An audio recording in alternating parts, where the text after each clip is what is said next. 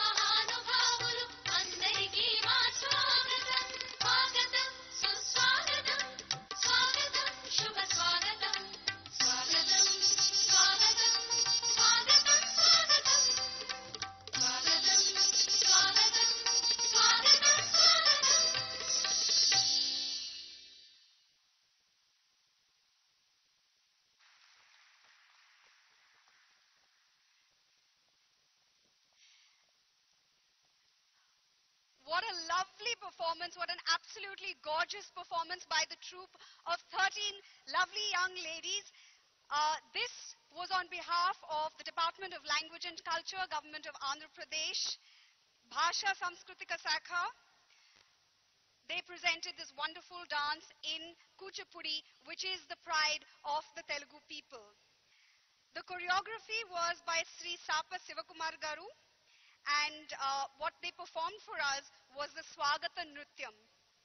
Ladies and gentlemen, please join me formally in welcoming the Honorable Chief Minister of Andhra Pradesh, Sri Nara Chandrababu Naidu garu, and the much known yogi and mystic, Shri Jaggi Vasudev, Sadguru Shri Jaggi Vasudev.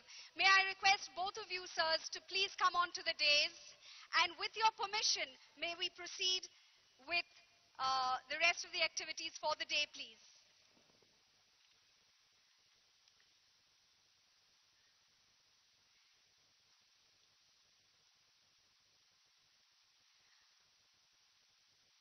I also request the following dignitaries to please join us on the stage. Shri P. Narayana Garu, Minister for Municipal Administration and Urban Development, also Urban Housing, Government of Andhra Pradesh. Shri P. Pullarao Garu, Minister for Food and Civil Supplies. Shri C.H. Ayyana Patrul Garu, Minister for Roads and Buildings and Empowerment, also Tribal Social Welfare.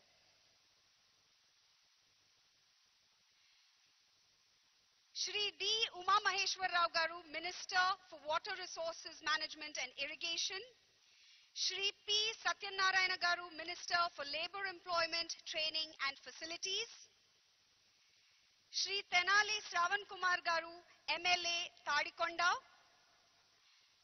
Shri Ajay JNG, Principal Secretary, Energy, Infrastructure and Investment, Government of Andhra Pradesh. Mr. Yuka Holapa, Commercial Councillor, Embassy of Finland. Mr. Tikaram Kafle, Mayor of Gelepu Town, Bhutan. Mr. Anibal Gaviria, former Mayor, Medellin, Colombia. Mr. Gal Sharabi, Member of City Council, Tel Aviv, Israel. Chai, Executive Director, Center for Livable Cities, Singapore. Mr. Samuel Adamson, Head of Urban Prosperity Fund for India from the UK. Mr. Shri JSRK Prasad Garu, Past Chairman, CII, Andhra Pradesh. Mr. Edgar Mora, Mayor, City of Caridabad, Costa Rica. Mr. Guy Perry, Vice President, Urban Planning and Design, McKinsey & Co. Mr. S. Chandra, Special Chief Secretary, CMO. Dr. Sridhar Cherukuri Garu, Commissioner, Andhra Pradesh Capital Region Development Authority. Mr. Kona Sasidhar Garu, Collector, Guntur. Mr. Varad Pandey, Partner, Dalberg. May I request all of you to please join us on the dais.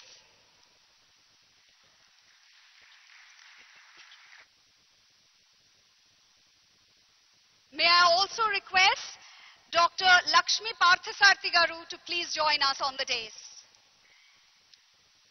Dr. Lakshmi Parthasarthi Garu, may I request you to please join us on the dais.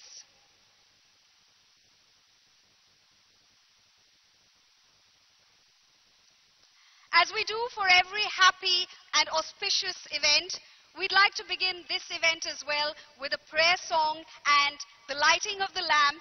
May I request the Honorable Chief Minister of Andhra Pradesh, along with the Sadguru and the other dignitaries on the dais, to please light the lamp while we also have the prayer song.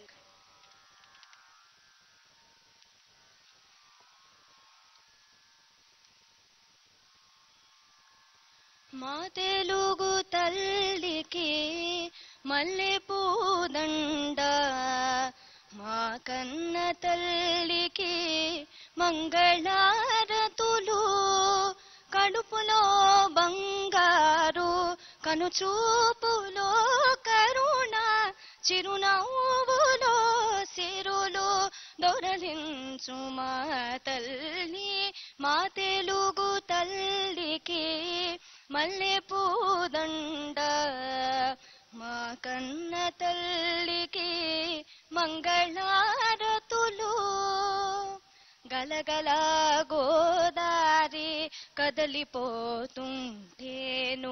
బిరబిరా Krishnamma పరుగులిడుతుంటేను బంగారు పంటలే పండుతాయి మురిపాల ముత్యాలు దొరలుతాయి మా తెలుగు తల్లికి మల్లె పూదండ మా కన్న తల్లికి మంగళారతులు అమరావతి రుహల అపురూప శిల్పాలు త్యాగయ్య గొంతులో తారాడు నాదాలు తిక్కయ్య కలములో తీయంధనాలు నిత్యమై నిఖిలమై నిలచియుండేదాక రుద్రమ్మ భుజ శక్తి మల్లమ్మ పతి భక్తి తిమ్మరు సుధీయుక్తి కృష్ణరాయని కీర్తి మా చెవుల రింగుమని మారు మ్రోగేదాక నీ పాటలే పాడుతా నీ ఆటలే ఆడుతా జై తెలుగు తల్లి జై తెలుగు తల్లి.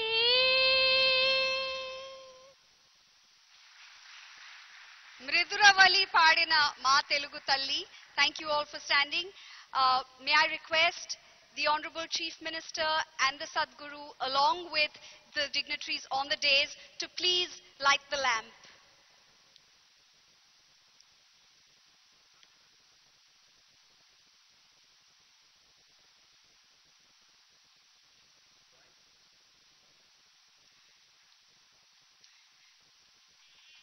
Mridhuravali, who sang for us, is a graded All India Radio artist. She's also sung on many popular programs like Paduta Tiyaga and Saregamapa. We were very glad to have her sing for us today.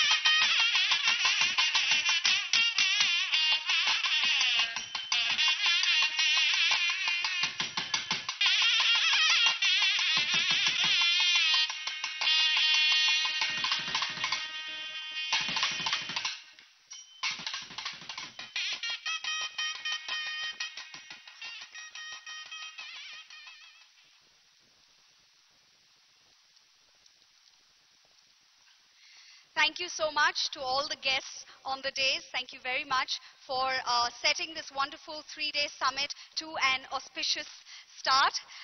We are going to begin with some context setting. That will be done by our knowledge partners, Dalberg. Mr. Varad Pandey, partner Dalberg, may I request you to please set the context for the next 3 days. Thank you.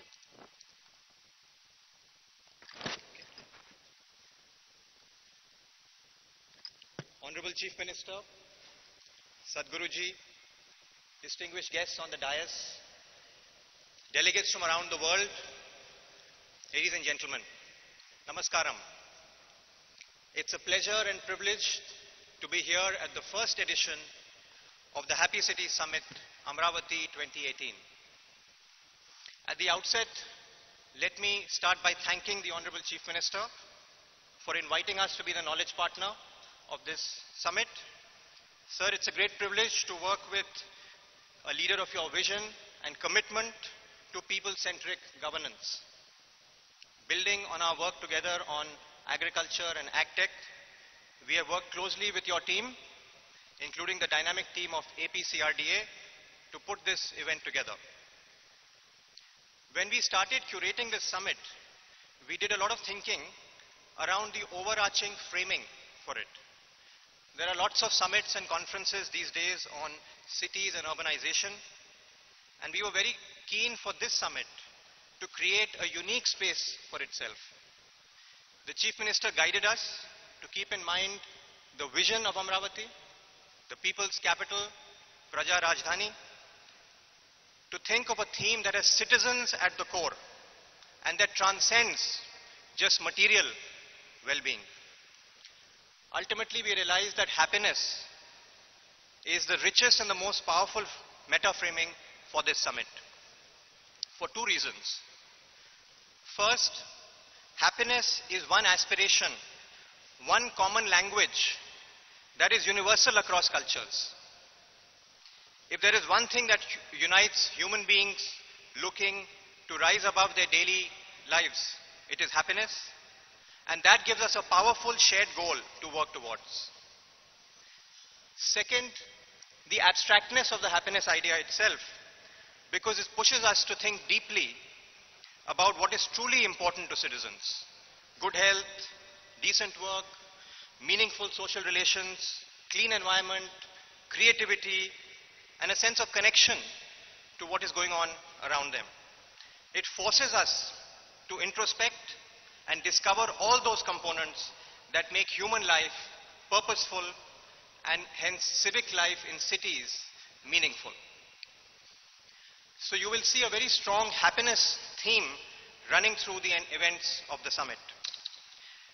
We've already had a very successful first event of the summit, a Happy City Hackathon, organized in the city's Punnami Ghat riverfront, where student citizens from across the state of Andhra Pradesh have conceptualized, designed, and brought to life a public space of their dreams. The passion and energy of these students to engage in the process over the last few months is an inspiration to all of us and has convinced us yet again that the best ideas for our cities come from our citizens, especially our next generation. We hope you will all get a chance to make a visit to Punnami Ghat to see with your own eyes what a spectacular experience these students have created. Coming back to today, we are privileged to kick off through a happiness dialogue between Sadhguruji and the Honorable Chief Minister that will set the stage and inspire us for the next 3 days. Sadhguruji, we are blessed by your presence. Thank you for being a guiding light for this summit. After lunch, we will have our first technical session, Cities in the 21st Century, Why Happiness is the Next Frontier, where we will begin to explore what happiness really means in the context of citizens and living spaces, especially cities.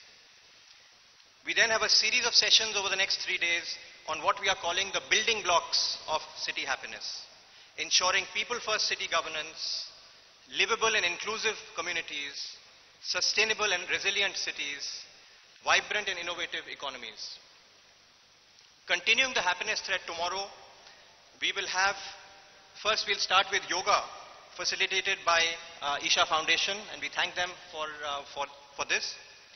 We will then have a session on measuring happiness, where we explore with some of the leading experts in the world what success looks like when we think of happy cities, and how we can start thinking about measuring the abstract concept of happiness and hold ourselves accountable to it. And tomorrow afternoon, we will continue that discussion in a workshop to take us even further, and will aim to develop a framework of a happy city index. On day 3, we will have a city leaders lab, where we will harness the collective wisdom of so many of the city leaders who are here, entrepreneurs and experts, to problem solve on some of the biggest challenges that city leaders face using a design thinking approach. We will also have a chance on day 3 to listen to the voices of the farmers, the first citizens of Amaravati, who have been such an integral part of the story of this unique city. We have also organized, in partnership with Omidyar Network, a global pitch competition to attract the world's most cutting-edge startups working on urban tech innovations, to pitch their ideas to Amaravati and to the other leading cities of the world that are present here today. I am delighted to report that we got an overwhelming response with more than 275 registrations from entrepreneurs who have a footprint in over 100 countries, making this perhaps one of the largest pitch competitions of this nature anywhere in the world. 12 finalists from 7 countries have been identified through a rigorous selection process, and they will present to us their ideas here tomorrow. The winners will get prizes, mentorship opportunities, and an opportunity to work with Amaravati and other cities to implement their ideas. There is also a happiness wall just outside this main hall, where we encourage you to share your own thoughts on what happiness means to you and what is the one thing you would do to make cities happier. We will conclude day 3 with a valedictory session, where the winners of the pitch competition and the hackathon will be rewarded, and the concrete outcomes of this summit will be shared. We expect to announce a Happy Cities Declaration, Amaravati 2018, and a framework for measuring city happiness. We also hope to share with you an institutional framework to take the Happy City movement forward. It would of course be great to have the inspiring words of the Honorable Chief Minister at the valedictory as well. So all in all, we have a power-packed 3 days and are really excited to engage with all of you. Let me once again conclude by thanking the Honorable Chief Minister for giving us this opportunity, the CRDA Commissioner and his team, CII and everyone else who has collaborated as one team to bring this summit to life. Lastly, a heartfelt thank you to all of you for joining us, many of you from various parts of the world and various corners of Andhra Pradesh. Thank you for coming and enriching this experience. I hope you will go back inspired from this event as we have been in the process of making it. Thank you and Jai Hind. Thank you very much, Mr. Varad Pandey. That was a great context setting.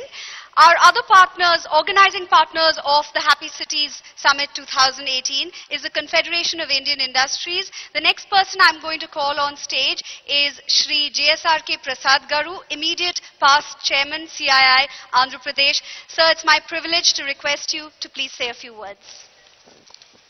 Thank you, Deepa. Shri Nara Chandrababu Naidu Garu, Honorable CM of Andhra Pradesh, Shri Sadhguru Garu, our distinguished chief guest, honorable ministers, dignitaries, bureaucrats, dignitaries of the dais, invitees, and namaskar, and a happy morning to all of you. At the outset, I would like to express my gratitude to the Honorable CM and the Commissioner of CRDA and his team for making CII a part of this happy story, a first edition and a maiden edition in the city of Amaravati. I'm happy for it, sir. Also, we need to appreciate and commend the fact that you have been the champion of happiness index in the country. Dubai had a Minister for Happiness since 2016, but we have a CM whose primary agenda is growth with happiness for this startup state of since 2014. Starting with your vision 2029 and 2050 Happy State concepts, today you have moved it to a global level with this unique Happy City Summit. Blessed are we to have a visionary local leader like you. It is not just driving for the state happiness, you are also our inspiration for being happy.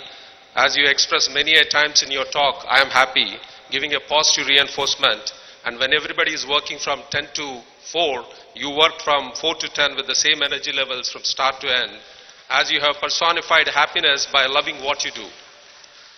March 20th is the International Happiness Day, a day for everybody to be happy. What about the rest of 364 days? It indicates one thing: we have missed the very purpose of economic growth.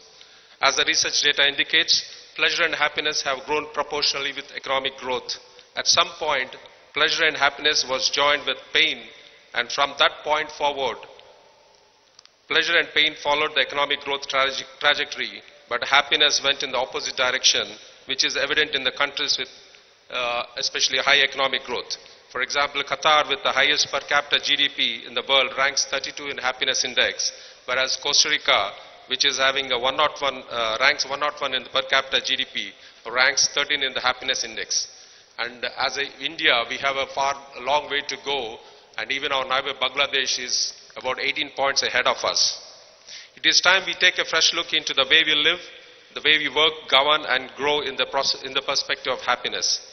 We need to realign our policies, priorities, and actions for a sustainable economic growth, wherein we celebrate life of 365 days happiness and not just on 20th March. As per a psychologist study, happiness of an individual is 50% internal, 30% on external factors, and 20% on relations, which means a conglomeration of science and economics guided by spirituality is needed in developing an actionable formula for happiness to address the fundamental requirements of every human being happy. Today, the foundation of Amaravati is laid on the land contributed by the farmers, not just a contribution, but a contribution made happily on the call of our Honorable CM. I am sure this city will just not be a people's capital, but a happy people's capital of the world. And not only this city, but the state, which is number one in EODB, that's ease of doing business, is poised to be number one in the EOHL, ease of happy living, under the aegis of the Honorable CM. With the deliberations of experts on citizen-centric governance, livable communities, clean and healthy environment, and vibrant economics, I hope all of us will have a take-home to act upon. And thanking you for giving us this opportunity and wishing you a happy summit. Thank you very much, sir. May I now request Mr. Ajay Jain, Principal Secretary, Energy, Infrastructure and Investment, Government of Andhra Pradesh, to please come and say a few words. Good morning, everybody. Chief guest of today's function, Honorable Chief Minister of Andhra Pradesh, Shri Nara Chandrababu Naidu Garu, Honorable Sadguru, Shri Jaggi Vasudeva, dignitaries on the dais, our partners, CII, knowledge partners, Delberg, Honorable Ministers from Government of Andhra Pradesh, then all the delegates who are here, government officials, all the farmers, international delegates, members of the media. On behalf of the Government of Andhra Pradesh, particularly MNUD and CRDA department, and also on my personal behalf, I would like to extend a hearty welcome to all the delegates who have come here from different parts of the world for this Happy City Summit, which is perhaps the first ever an international conference on urban innovation and happiness. Well, friends, all of us have heard the word. Whenever we talk about cities, we have heard about smart cities, livable city, healthy city, green city, best city, expensive city.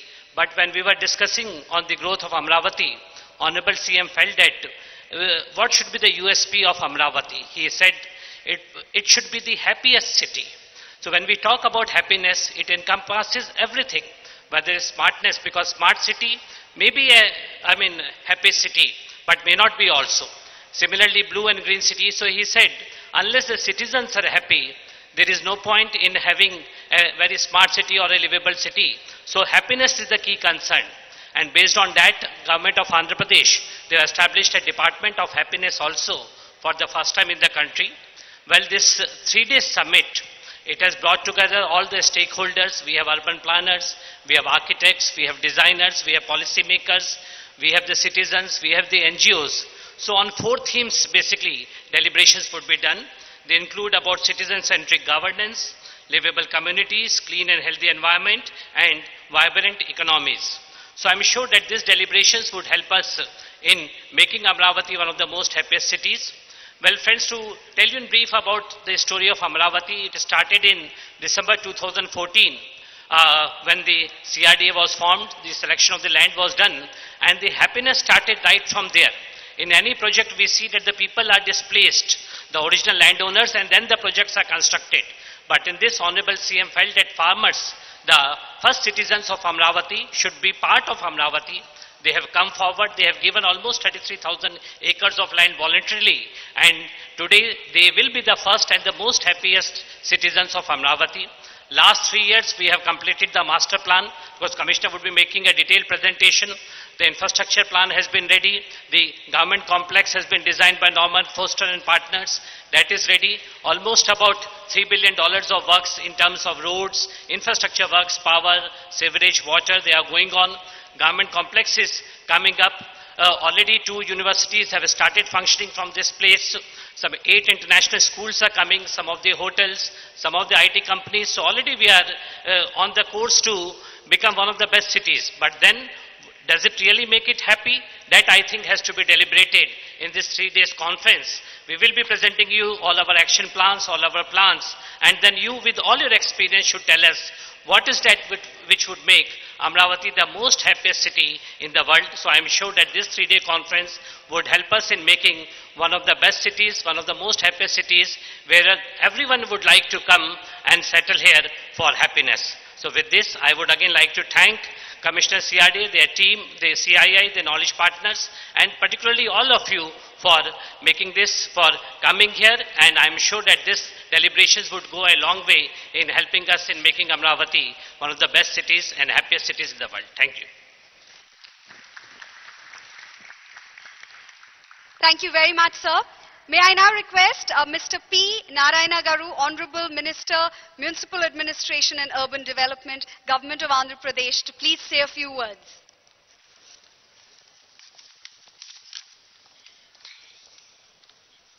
Respected and beloved Chief Minister of Andhra Pradesh, Sri Nara Chandrababu Naidu Garu.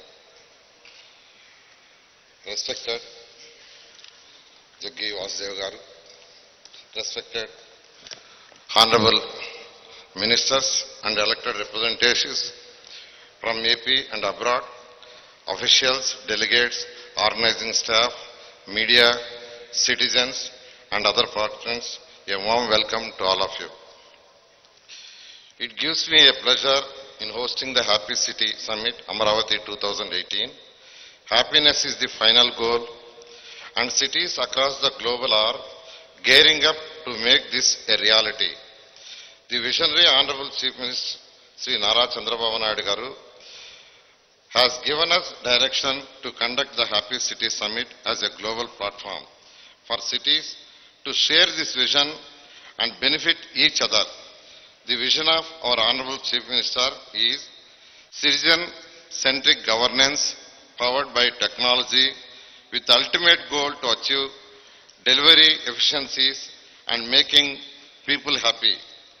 Being the Minister of Municipal Administration and Urban Development, I find it a great privilege to host you all in Greenfield capital city of Andhra Pradesh, Amaravati, the Happy City.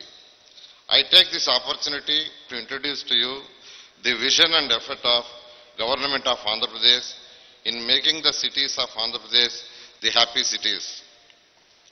The crisis imposed on the state of Andhra Pradesh due to bifurcation of combined Andhra Pradesh has been converted into a challenge and opportunity by the leadership. A greenfield capital city, Amaravati, is aimed as the happiest city and is being developed on a fast track. This has given us an opportunity to build a new city with incorporating elements of happiness at every stage, starting from its vision, land pooling, planning, infrastructure planning, and economic development. Our teams and I have personally visited many capital cities like London, Tokyo, Singapore, Astana, Ashgabat, Putrajaya to study the best practices from both categories of cities, that is, most livable cities, as well as recently developed greenfield capitals around the world. The identified location of Amaravati itself is having all the elements to make it a happy city from day one. It is located on the banks of the river Krishna with plenty of water, greenery and hills. The opportunity of interaction with nature would provide new energy and happiness to its residents. People of any city will be happy when they take part in the governance and Governance in citizen-centric. In Amaravati, it is much more than taking part in governance. It is partnership with people. More than 27,000 farmers have become partners in development of Amaravati through the innovative land pooling scheme. They have laid the solid foundation of Happy City Amaravati. I sincerely thank the farmers. Many of them are present here for their sacrifice, vision in becoming partners with the government in development. Integration of the existing 29 village settlements without a single village displacement has been the greatness of Amaravati planning, which brings about all-round happiness in Amaravati. The land pooling scheme has taken care landless poor also. The government is paying 2,500 for family as a pension and helping them in skill development to adopt new jobs, leaving everyone happy. Design of the Amaravati city also incorporates principles that make the city most livable and happiest. Amaravati will have more than 100 neighborhoods with 2 into 2 kilometers dimension, 27 townships, 5, 10, 15 minutes principle, that is 5 minutes emergency, 10 minutes open spaces, 15 minutes walk to work, 21 kilometers riverfront and over 100 parks, more than 30% blue and green spaces, 70% of the trips will be public transport, 3,200 kilometers of cycle track, 57 kilometers of blue canal network, public access and mixed use spaces even in administrative area also. The focus is very much on sustainable green infrastructure, electrical vehicles, solar energy policies with a target of zero carbon footprint, waste to energy practices and microclimate innovations. There is no city without people and no people without economic activity. Kick-starting economy in a greenfield city is a challenge by itself, which we have overcome very effectively. Startup area is going to be developed by Amaravati Development Partner, a joint venture of Government of AP with Singapore Consortium, Ascenda Singwich and Semcop. We have allotted around 1,260 acres of land to about 46 Green B institutions with an investment potential of 22,000 crores and about 60,000 jobs. Top universities like VIT, SRM are already established and started teaching in Amaravati with 1,000 students. AP government is committed in providing quality living and happiness not only just capital city but also to the entire state.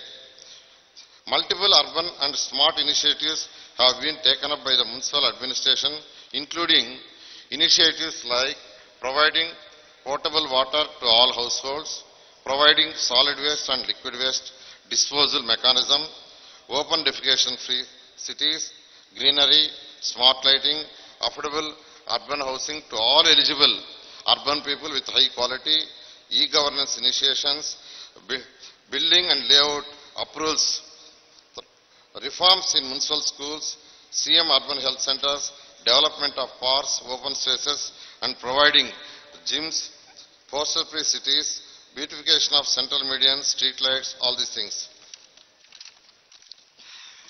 The state is also investing in developing smart cities to improve the quality of life of people by facilitating local area development and bringing in technology that leads to smart outcomes in Greater Visakhapatnam, Kakinada, Tirupati. Giving this background and the government of AP's commitment to the people, we are happy to organize and inaugurate the first edition of Happy City Summit at Amaravati today. And I hope that over the next 3 days, all the delegates will engage in meaningful discussions with our global experts and gain knowledge to solutions aimed at sustainable and happiness for all. I wish you all happy experience in Andhra Pradesh. Thank you. Thank Thank you, sir, and we wish you too a very happy experience at the 3-day summit. Like sir rightly pointed out, and I said, we do have experts and experienced people not only from our own country but also from far and wide from across the seas. Our next speaker, it's my pleasure to invite Mr. Khoo Teng Chai, Executive Director, Center for Livable Cities, Singapore. If you could please address the gathering, sir. Thank you.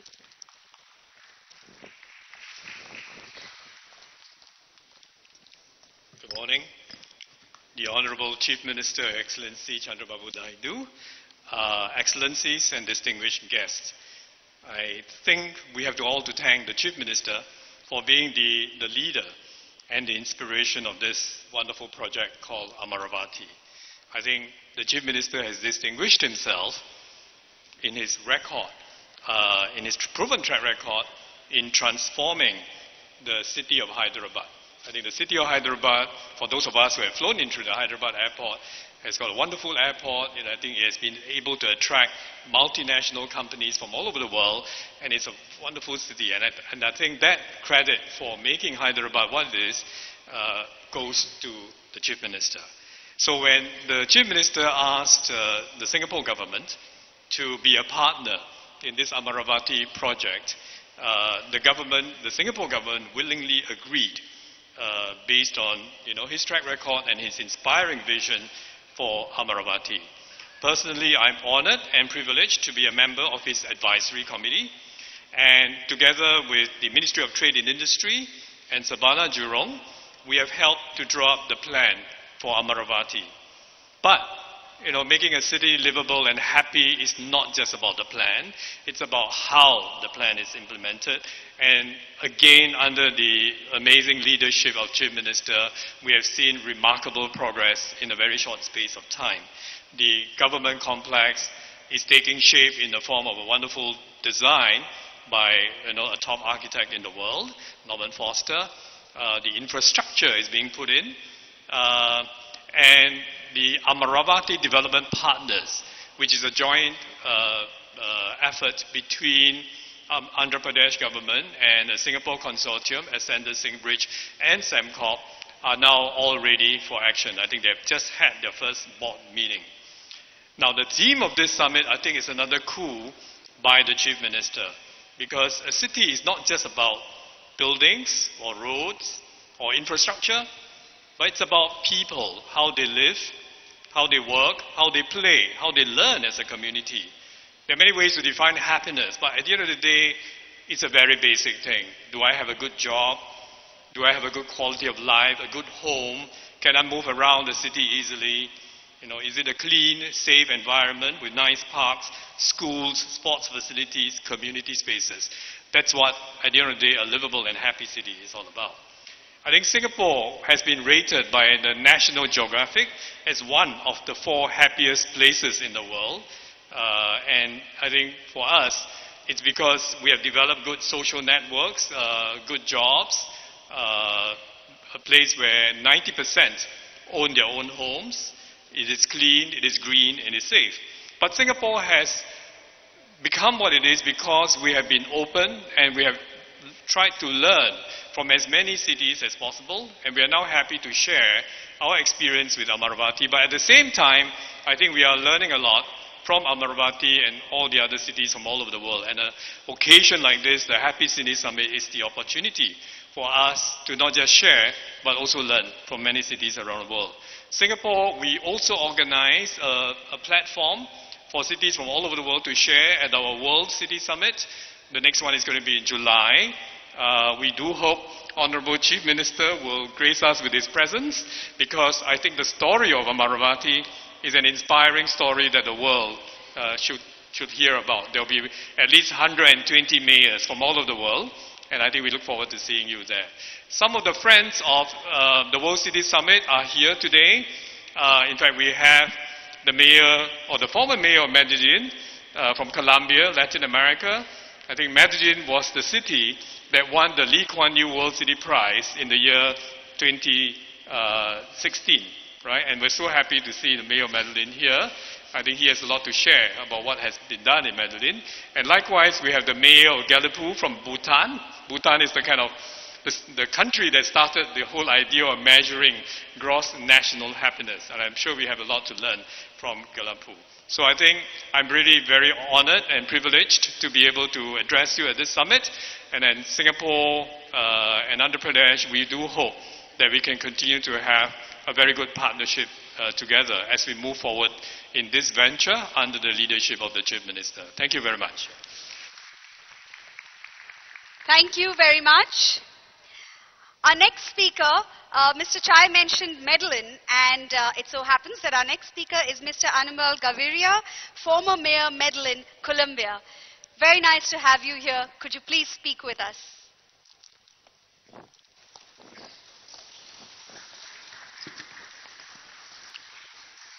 First of all, let me say hello to all the people here and say thanks to the Chief Minister of Andhra Pradesh. I am in the same thing that this is a very, very wonderful idea to impulse and to put Andhra Pradesh and Amaravati as a center of discussion for the happy cities in the world.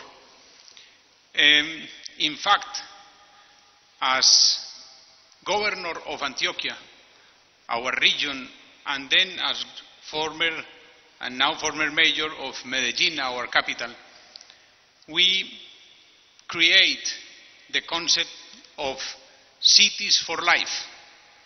And I cannot think in a more connected concepts than cities for life and happy cities. That's what I am here very happy to share with all of you our experiences in Medellin.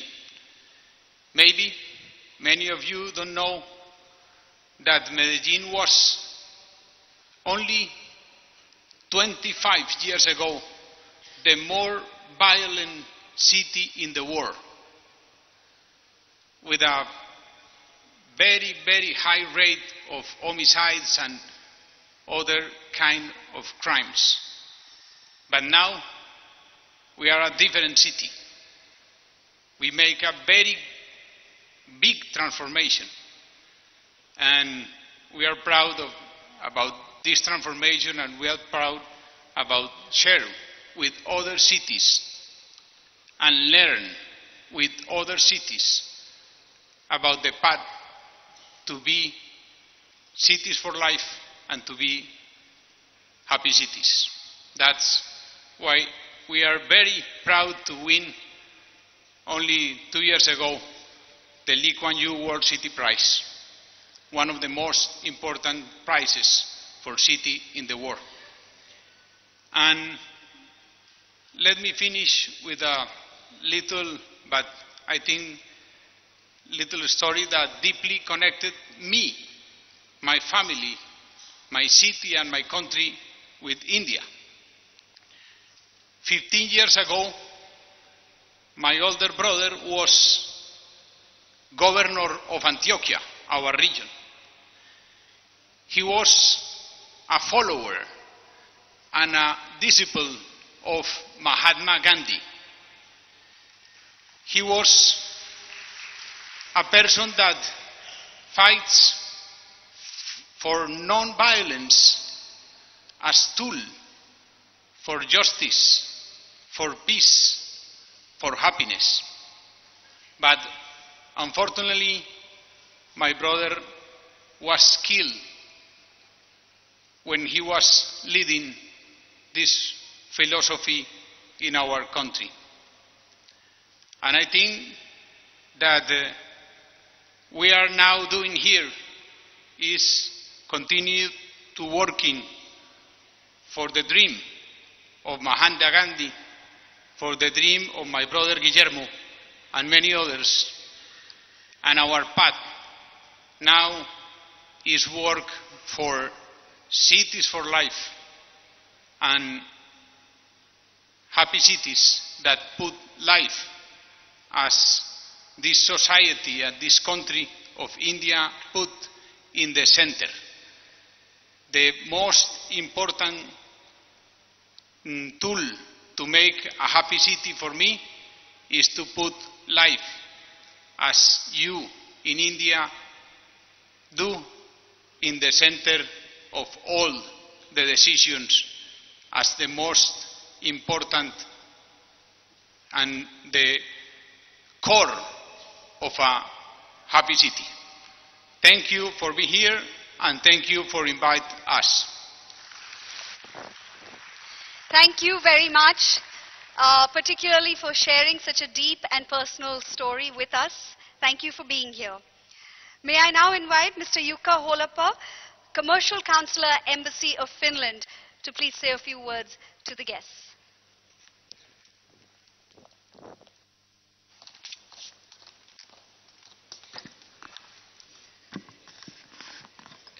Good afternoon, everybody. Honorable Chief Minister, ladies and gentlemen, I will start with an advice. Do not work on happiness. Work hard on equality, education, and innovation, and the happiness will come along. First of all, I want to congratulate the organizers. There's a full house. That's wonderful. There are so many events in India, so it is not that easy to get the full house. Congratulations on that. And thank you also, organizers, for giving me the opportunity to bring greetings to Happy City event from Finland, which was recently ranked as the happiest country in the world by UN. I'm also supporting a very, very happy and very big Finnish delegation, which is sitting in that area. Wave to everybody. Can you see how happy they are? So please visit their stand, our stand, in the exhibition hall.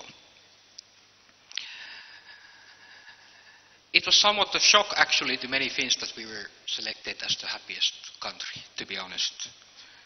And every day people are now asking me that how is it possible that this small country of 5.5 million people in the middle of nowhere with harsh conditions, with long and dark winter, can be the happiest place in the world. And I usually give three reasons. First one is equality. So Finland is the country where the salaries of taxi drivers compared to salaries of nurses, compared to salaries of teachers, compared to salaries of CEOs are the closest in the world. All of our hospitals are equally good.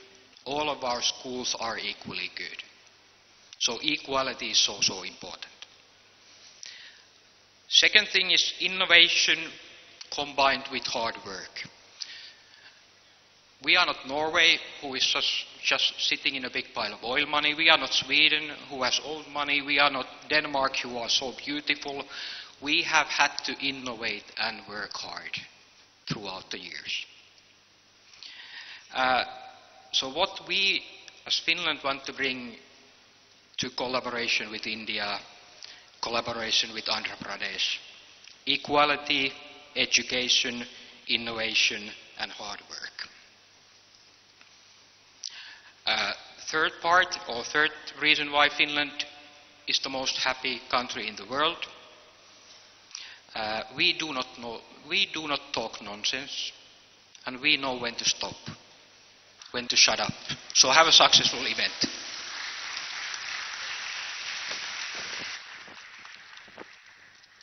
Thank you so much, sir. That was from Finland, the happiest country in the world. May I now request Mr. Tikaram Kafle, Mayor, Gelepu Town, Bhutan, another country that coined a great term like the gross happiness quotient.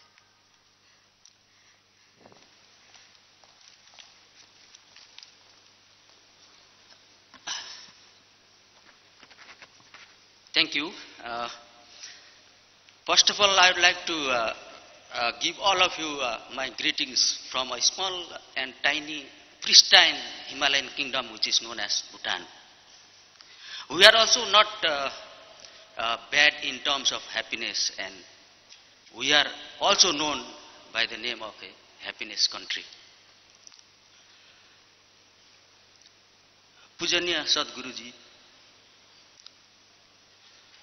Honorable Chief Minister, Andhra Pradesh, in fact, I express my gratitude and thankfulness for inviting in this grand August occasion to attend as well as to say few words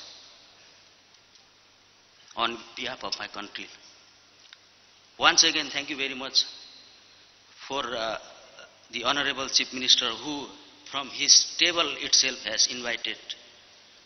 In fact, my Prime Minister was invited, but because of his pre-assignment, he was unable to attend. So I, on behalf of my Chief Minister, Prime Minister and Ministers, would like to say few words about my country.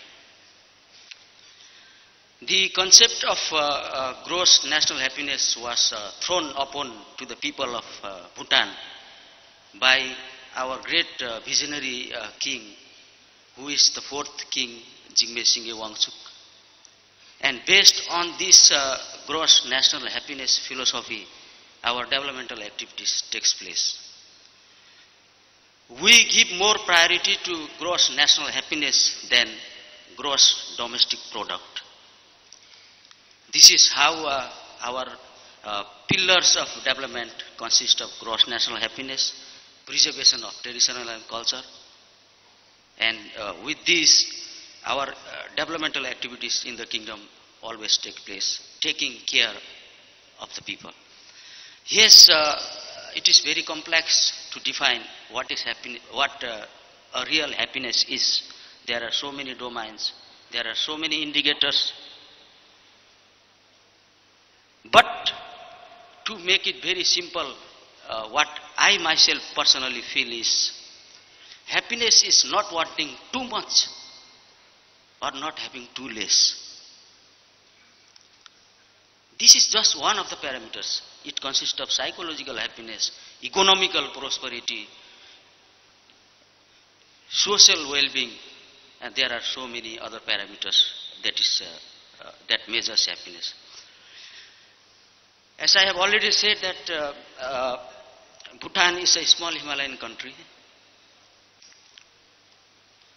where developmental philosophy is GNS rather than GDP, and it was conceived by our great visionary kings and thrown to the people. And we are fortunate, the people of Bhutan are fortunate that we have free education system as well as free medical facilities to every citizens of the country. This was through the grace of our visionary kings that they gave to the citizens. And another interesting thing is, being in the Himalayan region, Bhutan is carbon neutral. It is carbon negative. In fact, we are consuming the carbon dioxide produced by our neighboring countries. And we are still striving that we maintain that. And our forest cover today is 70%. And our constitution mandates that the forest cover is all time not less than 60%.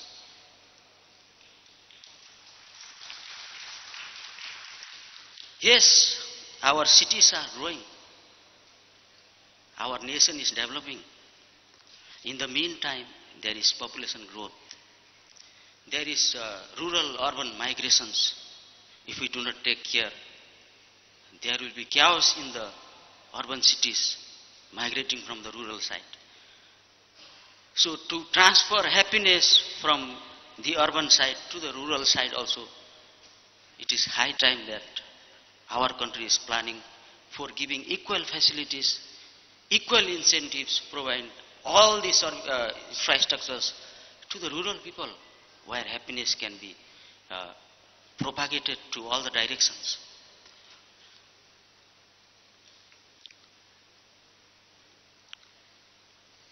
And being a mayor of a small developing city which is known as Gyeongju in Bhutan, we have initiated very minor activities, very small activities, but which make greater impact in the lives of the people, in bringing happiness to them. Yes, a footpath construction. By telling the name of footpath construction, it doesn't mean a huge activities that we are doing. But let us make the footpath disabled, differently abled people friendly. Let us keep provisions that differently abled people can easily have the access to see his city. Likewise, we have even kept or made it mandatory in our city structural development plan that ample green spaces where facilities of community vitalities are very much necessary these days. We can observe that in a huge tall buildings, even the neighbor who is staying this side do not know the neighbors who is staying that side. To combat with this sort of problems, a community vitality initiative is felt very much necessary, so that the happiness actually generates from that community vitality, which is one of the component. Yes, we work combinedly on all these intelligent cities, smart cities, green cities, clean cities. There are all sort of terms that we refer. Blending all these and looking at the basic need of the people, we work and go for developmental activities. We have made it mandatory that required setbacks are to be maintained while we start coming up as a real city. We need to have a huge structures, many structures that will come up. So setback is kept mandatory in my municipality. And another interesting thing we are doing is, we are making it mandatory to plant at least 15 trees in the setback areas, else the occupancy certificate is not issued.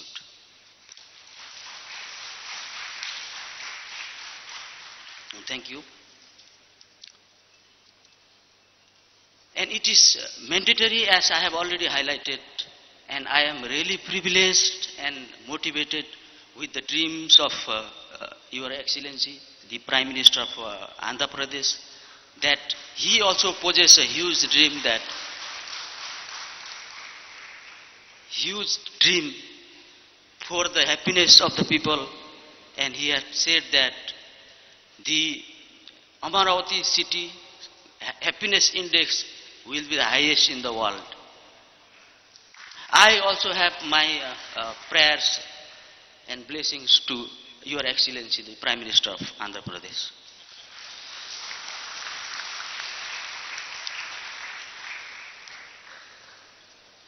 This summit, if I keep saying, I think I might take a lot of time.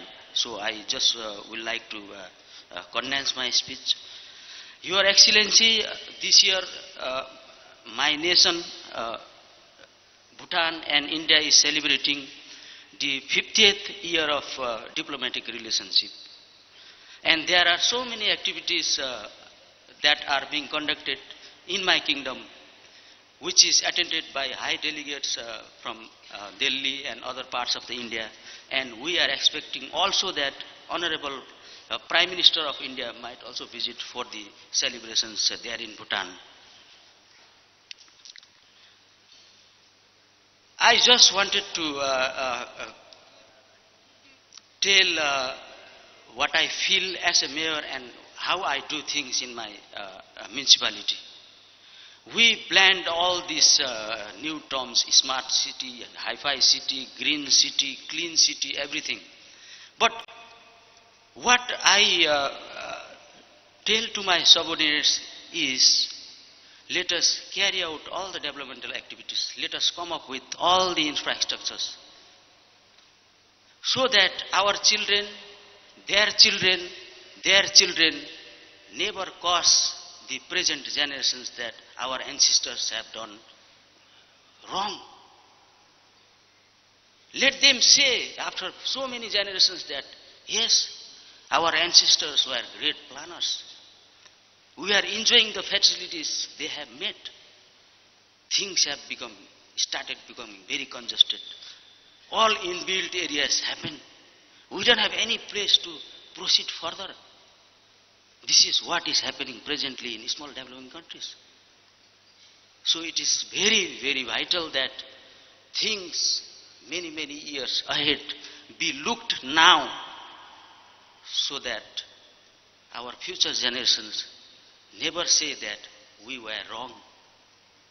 This is what I feel and I tell to my subordinates. Lastly, thank you all. Thank you the organizing committee. Thank you Your Excellency.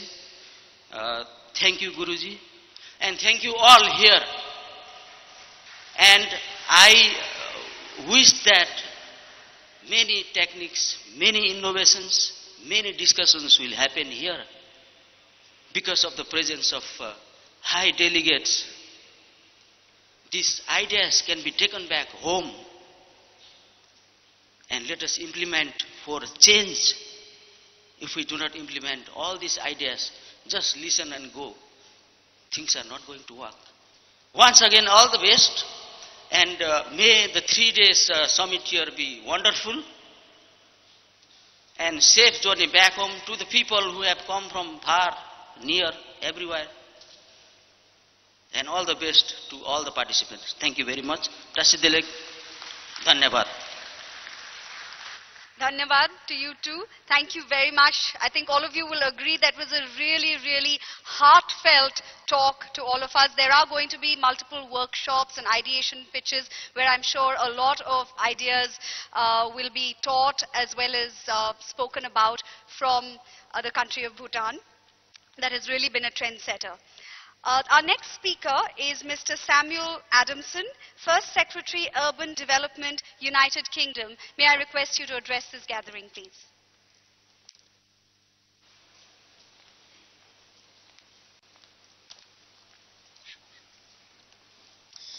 Honourable Chief Minister, Excellencies, distinguished guests, let me begin first by saying how wonderful it is to see such a well-attended, well-organised and diverse event today.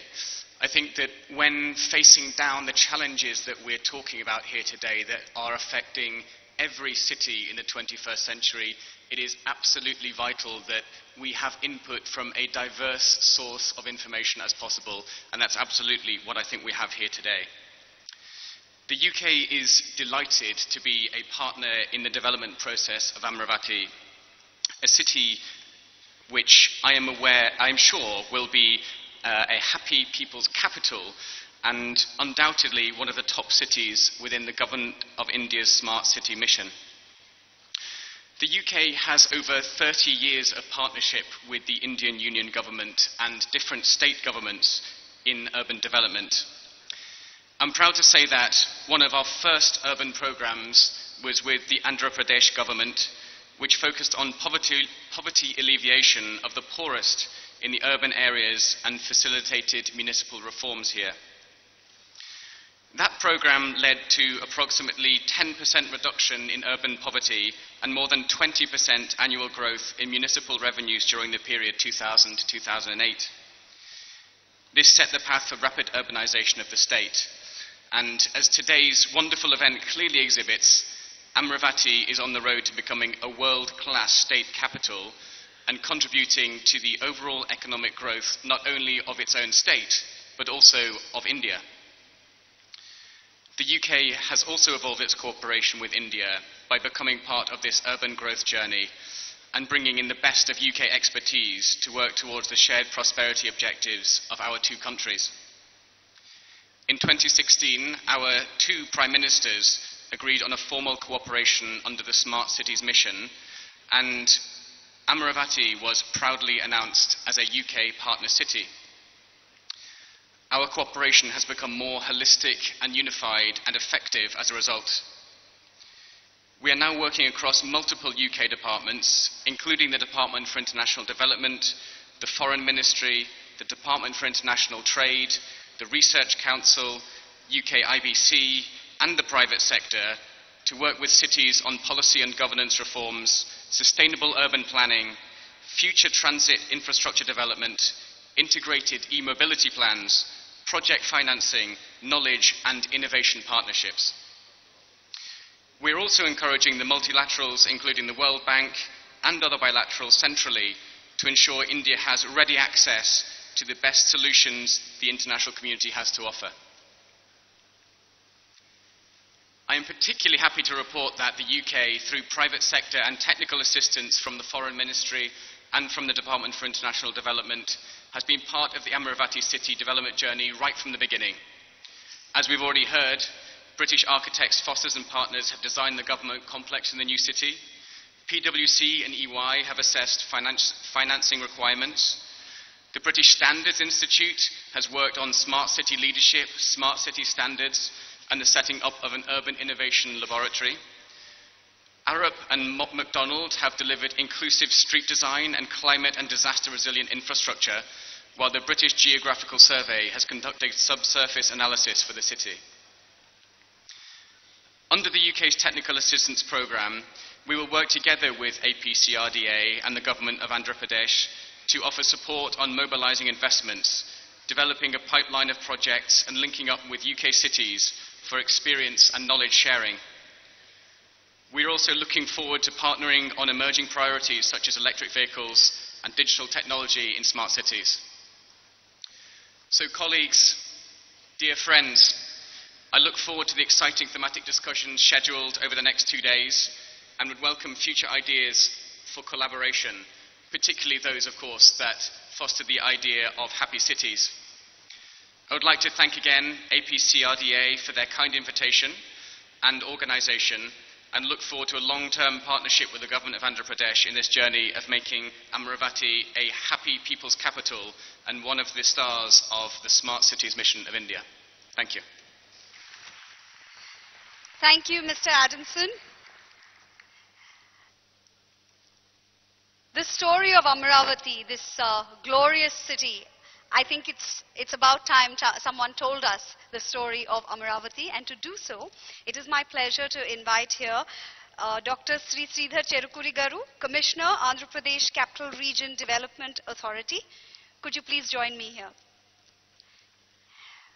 We have a short video first, and after that, Dr. Sridhar will take us through the story of Amaravati.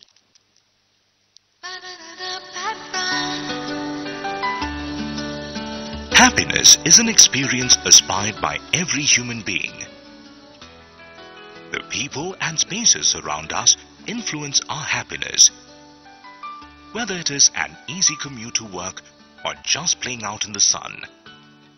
Presenting the city of Amaravati, the first city in the world to be designed around happiness.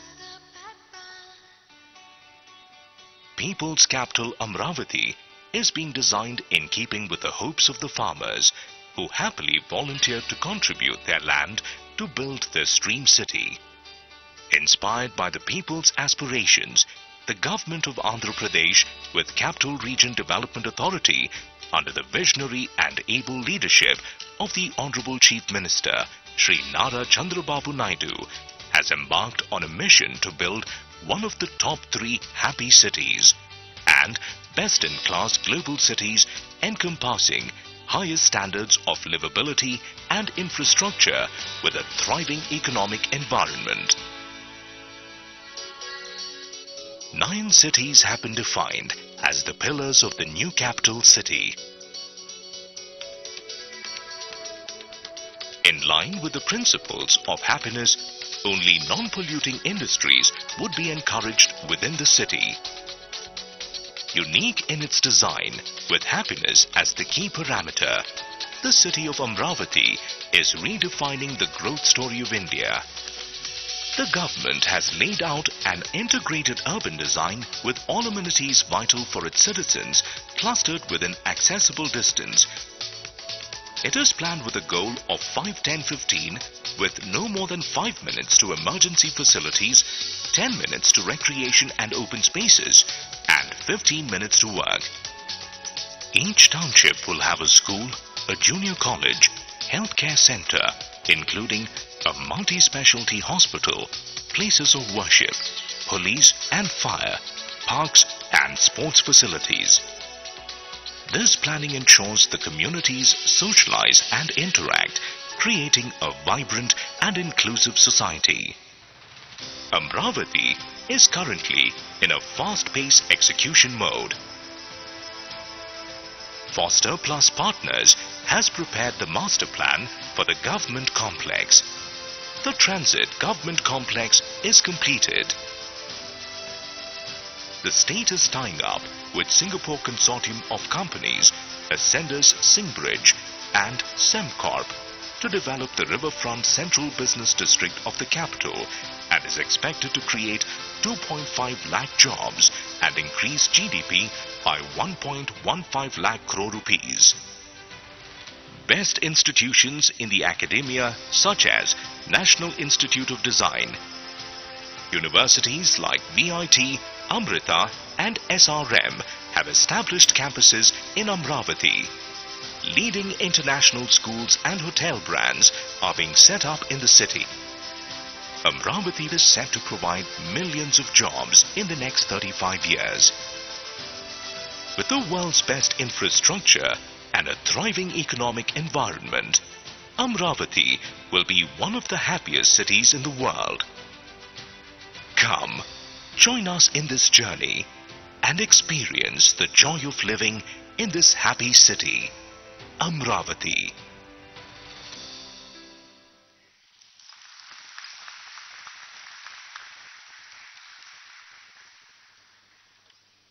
Respected dignitaries on the dais, I take pleasure in presenting the story of Amaravati, which was born happy.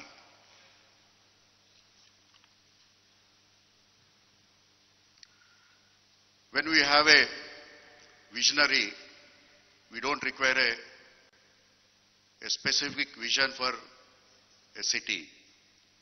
We have a leader who developed a city and is in the process of developing another city. I think probably he is the only one in the world who has that courage and experience in building cities. Thank you, sir. You know, our Chief Minister vision is always dare to dream but care to achieve. So that is the vision principle, and with that vision principle, when many consultants across the world and many people suggested different visions, and Honorable Chief Minister has set the right vision for Amaravati, that is the vision of happiness. And he envisioned the Amaravati city as one of the happiest city, top 3 happy cities, with best in class global cities encompassing highest standards of livability and infrastructure with a thriving economic environment. So the city of Amaravati is born happy.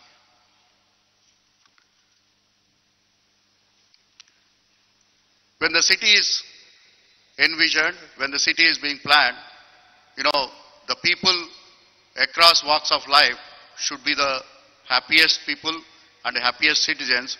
So while designing the city, we ensured the city is sustainable, the city with a great culture and identity, the city is going to be very efficient and productive, and the city is going to be a smart government from the day one, and a vibrant economy, and is the most livable and with best of class infrastructure. This is the vision plan for the Amaravati.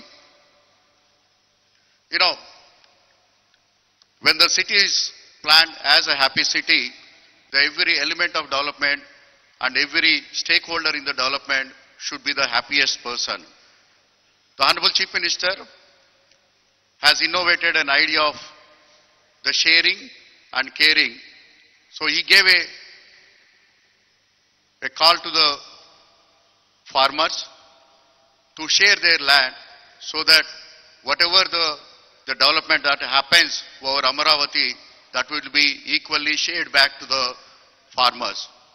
So with his vision and with his call, first time in the world, I am telling you, first time in the world, more than 27,000 farm families have come together and pooled their land and joined with the story of Amaravati with a big smile.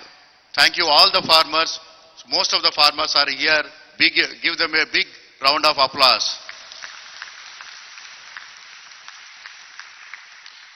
The land pooling scheme is now considered as one of the largest such scheme in the world, and which was done with an innovativeness and an inclusiveness. And you know, all the people in Amaravati, currently the farmers or the landless laborers or the dependents on the agriculture, everybody has been taken care with a social security network, and they have been well facilitated. You know, all the 27,000 farmers, they contributed more than 33,000 acres of land, and we have returned back more than 60,000 plots to them, and now we are in the process of developing these lands.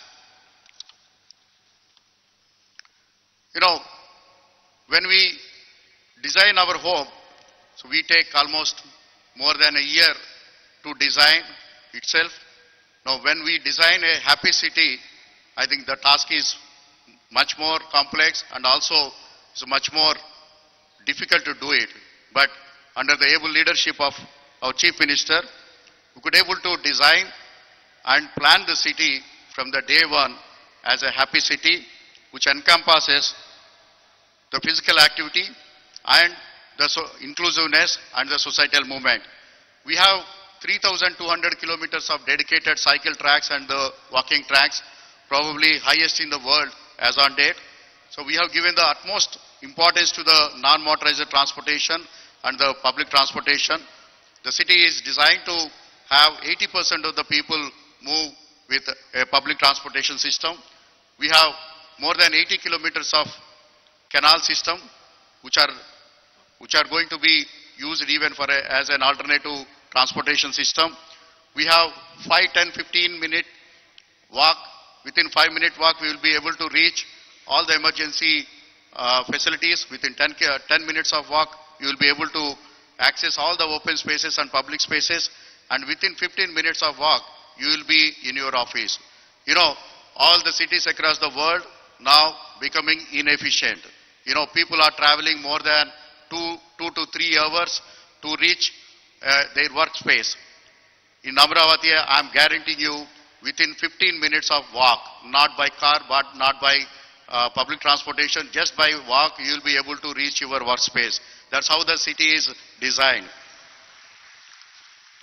You know, when a city is being built, generally you displace people, you displace families, you displace villages. Now we have taken utmost care. Everybody should be part of the city. So we didn't touch even a single village. All the existing 29 villages are part and parcel of the city. Now they are acting as the seeds of development in Amaravati. And we have designed more than 100 parks and with a beautiful, pristine 21 kilometers of riverfront. That's going to be the biggest beauty for the city. And we have more than 30% of the space reserved as blue-green space. And we have 27 inclusive and self-sufficient townships. And we have designed the city which gives an inclusive and vibrant communities.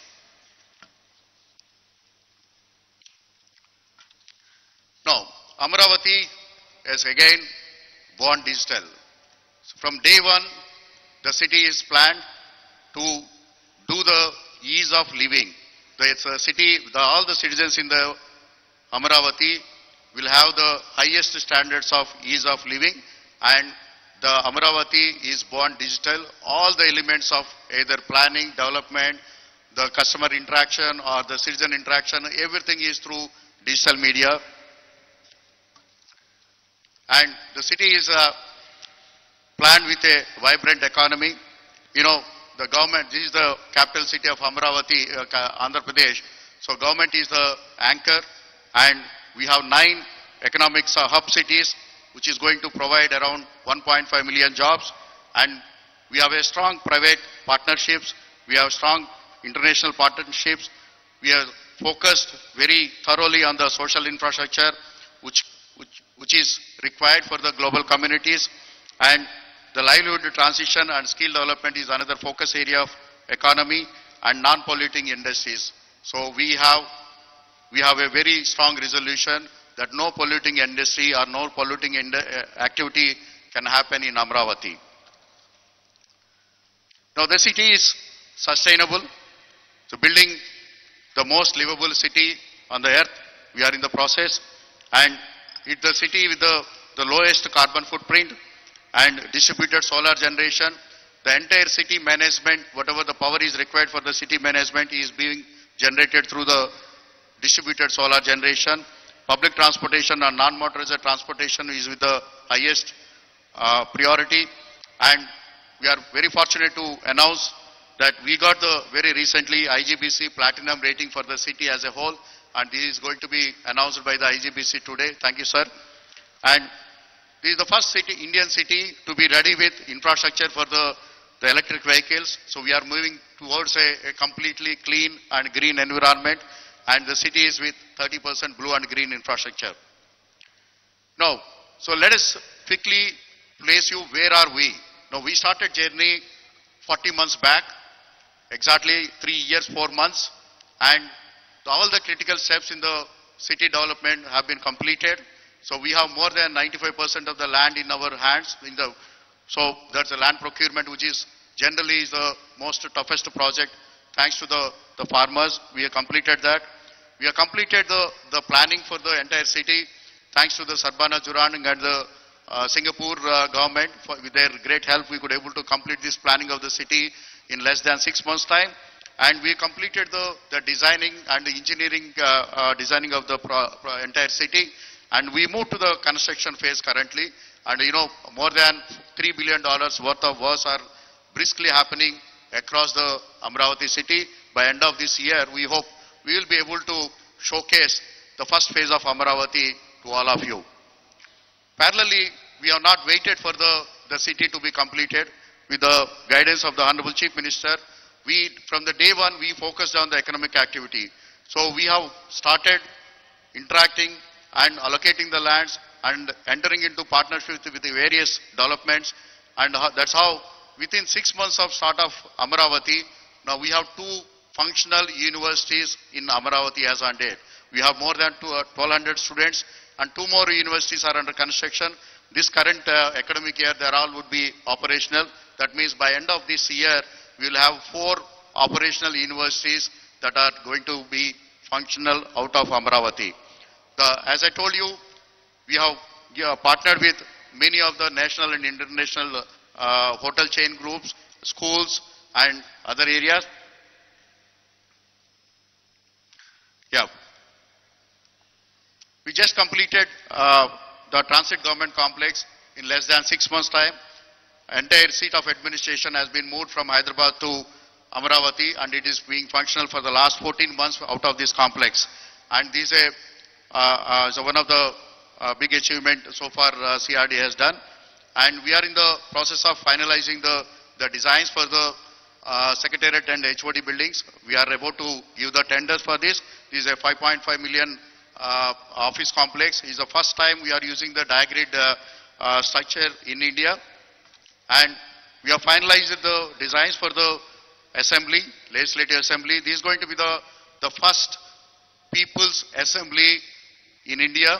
So where the people can go to each and every part of the assembly, they can see all the sessions, and they can also spend a lot of time in this building. And we also completed the designing of the High Court, which is inspired out of the Buddhist inspiration. And we are just about to start the construction of this High Court. And we are already in the process of constructing around 4,000 homes for the government officers and the functionaries. They are all briskly happening. So this is the current stage of development. We have completed all the piling. By end of this year, we hope we will deliver all these 4,000 units to our employees. And the trunk infrastructure is very briskly happening across the Amaravati. So more than 260 kilometers of road network with 6-lane road network is under construction. By end of this year, so most of these road networks will be completed. You know, in addition to this, the infrastructure works, we have also initiated development of infrastructure for the plots which we have given back to the farmers. So more than 6 zones are already, the works have started, and 5 zones are under tender stage. Now we tied up with the world's best developers, the Ascendas and Sembridge. The project has just started, and is going to provide around 2.5 lakh jobs by end of 2022. You know, we joined hands with the world's best developers in various aspects, with the universities, schools, hotels and hospitals, and the land allotments are completed, and they are in the process of developing their facilities. These are all the facilities that are already came up in Amaravati. The first one is the SRM University, and the second one is the VIT University, and the National Institute of Design is under development, and also the Amrita University is also under the development. You know, when we try to compare ourselves with whatever the things that happened across the world, so this slide is very clearly showing how the Amaravati is envisioned and how fast the Amaravati is being developed. Now when all the other cities are at the stage of developing their plans, we already moved to the construction, and you know, in just 40 months time, whatever the achievement I just showcased to you has been achieved under the able leadership of our Honorable Chief Minister. And this is a final slide where I present you more than 48% of the phase 1 works are grounded, which is coming to around 22,000 crores against 47,000 crores. So the projects are already grounded, and by end of this year, we promise you that the phase 1 of Amaravati would be delivered to the people. Thank you very much for giving this opportunity. Thank you very much, sir. Thank you, sir. Thank you very much, sir, Dr. Cherukuri Garu. So, ladies and gentlemen, I know that all of you are waiting very eagerly to hear the Sadhguru speak. Is that correct? Okay. The Sadhguru has to leave at 1:30. So in the interest of time, with everyone's permission, we're going to advance some of the activities that we had planned before the conversation between the Honorable Chief Minister and the Sadhguru. So the next person that I'm going to call to speak to all of us is the man on this mission and the man with the vision, the man behind the glory of the story of Amaravati, the Honorable Chief Minister of Andhra Pradesh, Sri Nara Chandrababu Naidu Garu. And when you're happy and you know it, you clap much louder.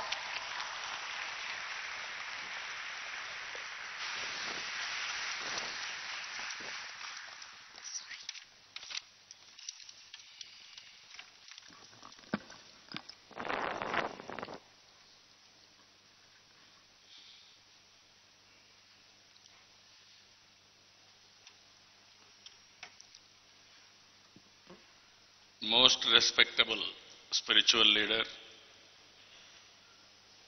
Guruji, Sadhguru Jaggi Vasudev Garu, His Excellencies on the dais,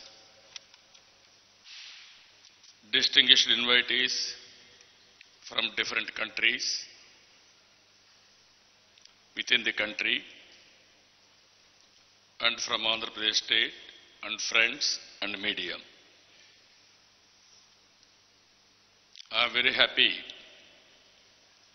This is the first of its kind for having a global summit for urban innovation and also for happiness.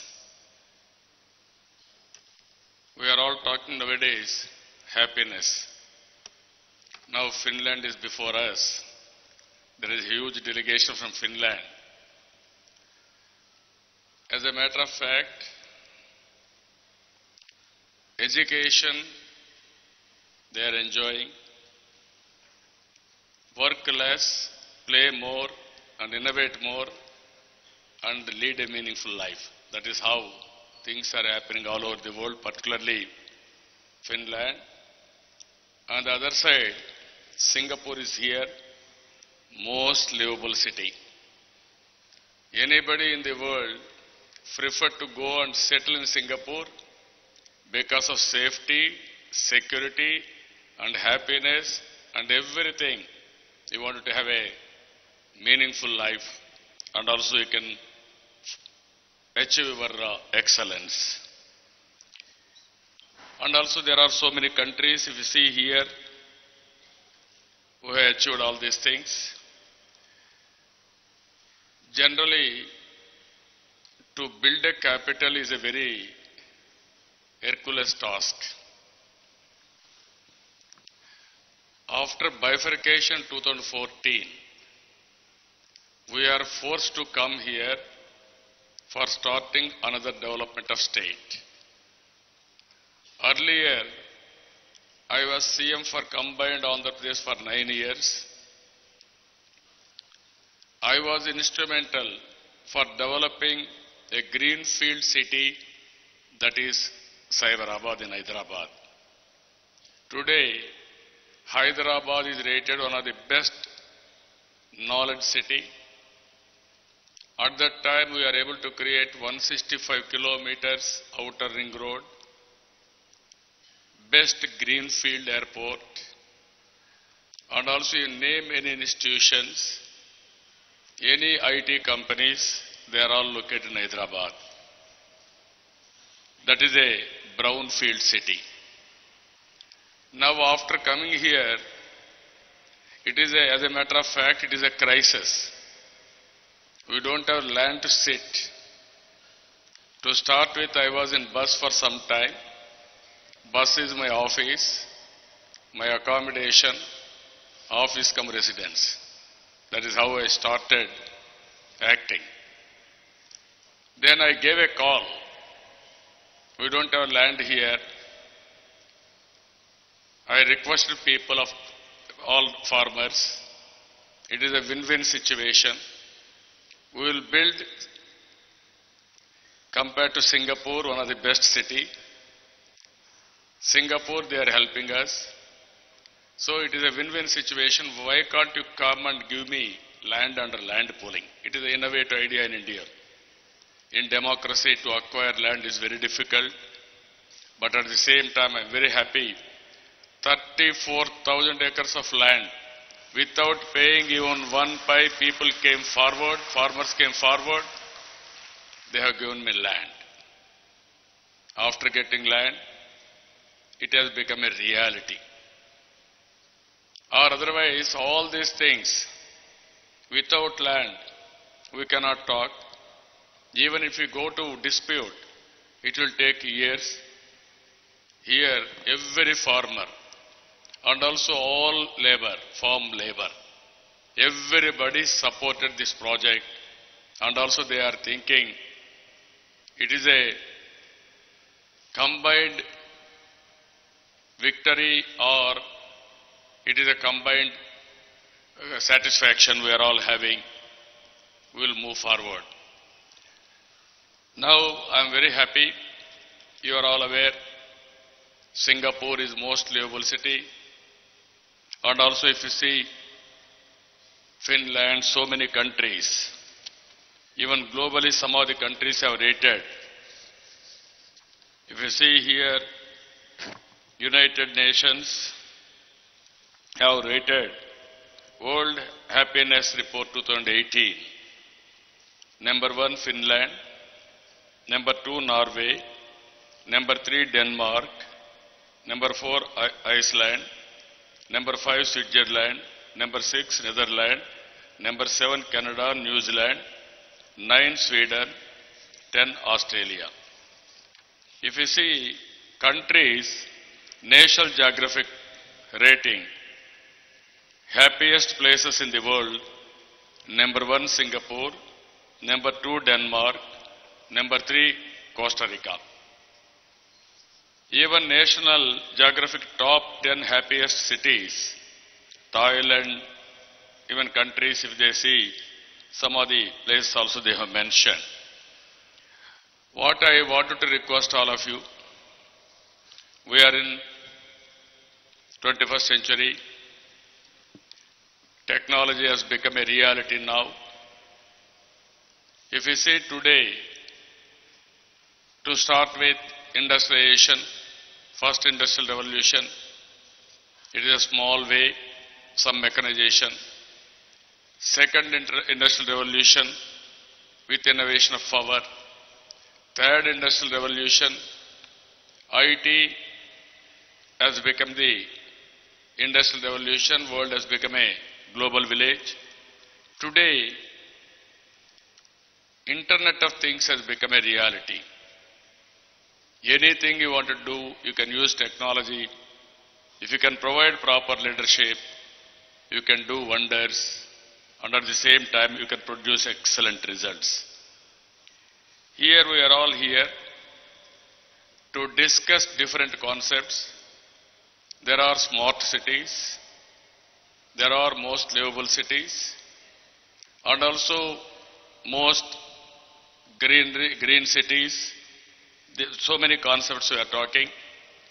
We want to have a debate today. Most happiest city. How to go about. I need everybody's cooperation here. Here after this meeting, I am very happy.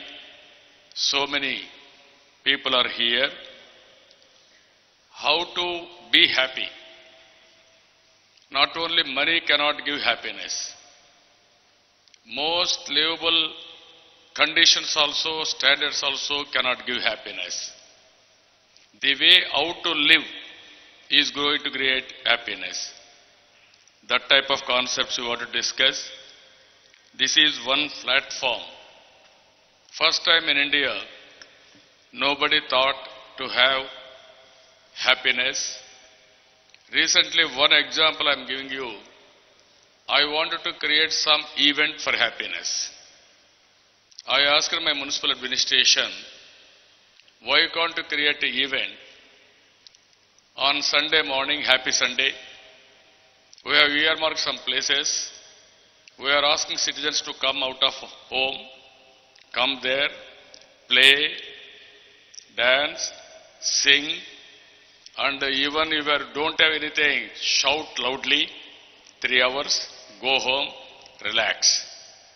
So much of stress buster. Now people are enjoying like anything. It is only without any money. We are not spending any money on that.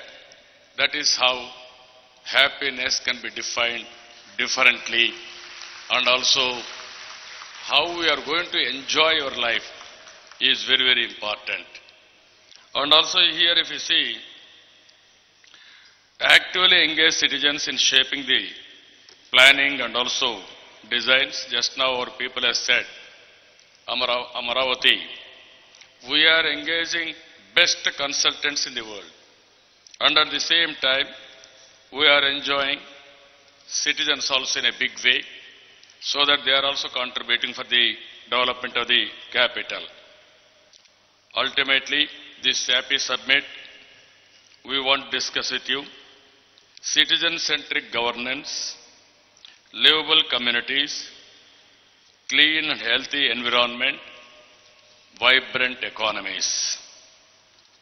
And also here I am very happy, leading thinkers and urban experts are here, policy makers, mayors and city administrators are here, urban planners, architects and designers, industry players, citypreneur and innovators, foundations and civil society organizations, funders and citizens are here. This summit, we are having 3 partnership countries. One is Singapore, one is Finland, one is UK. UK and India, we had some understanding to work with smart cities. 2 cities they agreed. One is Amaravati. We are very happy to work with them. And also if you see here, around 80 plus international delegates attending from 15 countries, including Finland, UK, Singapore, Japan, UAE, Bhutan, Costa Rica, Colombia, Tanzania, Israel, Spain, and US. I am very happy. Today, it is a very good occasion for all of us. Our famous spiritual leader is with us, Jaggi Vasudev, our Guruji. He is giving happiness all over the world. He is promoting happiness concept. He is also here. I am thanking him on behalf of the government of Andhra Pradesh. 30 eminent speakers are going to participate. And also yesterday, recently, we had a pitch competition. As on today, if you see, I wanted to promote innovations in a big way. For this, we had 2 hackathons. One is on education, one is on agriculture. And also we conducted 3 international partnership summits for investment. Even at that time, Finland, our friend, is here. They came. Always interacting with each other. And also we have to go innovative way and creative way. Even pitch competition, I am very happy so many delegates are here. 12 main issues are finalists and 7 countries are participating. Those who are having excellent innovation, we wanted to have a MOU with them. We wanted to work with them so that world is full of innovations.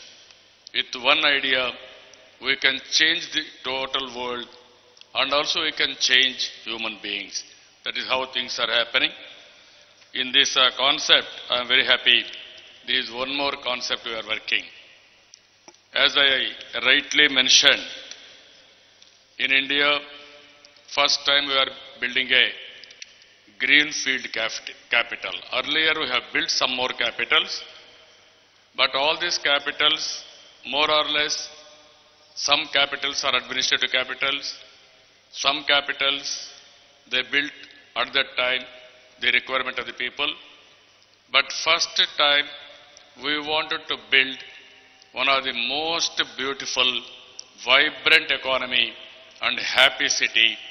I wanted to benchmark this city one among top 5 in the world. That is our aim, that is our desire. I am confident it will happen. First time we are also talking about happiness.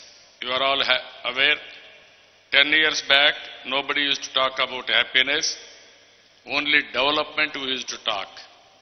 After some time, we used to talk about smart cities, smart countries, by using technologies, all these things we are talking.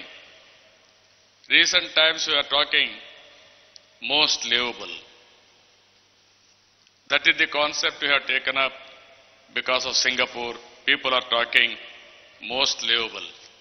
Now what we want to talk, most happiest. How to be happy?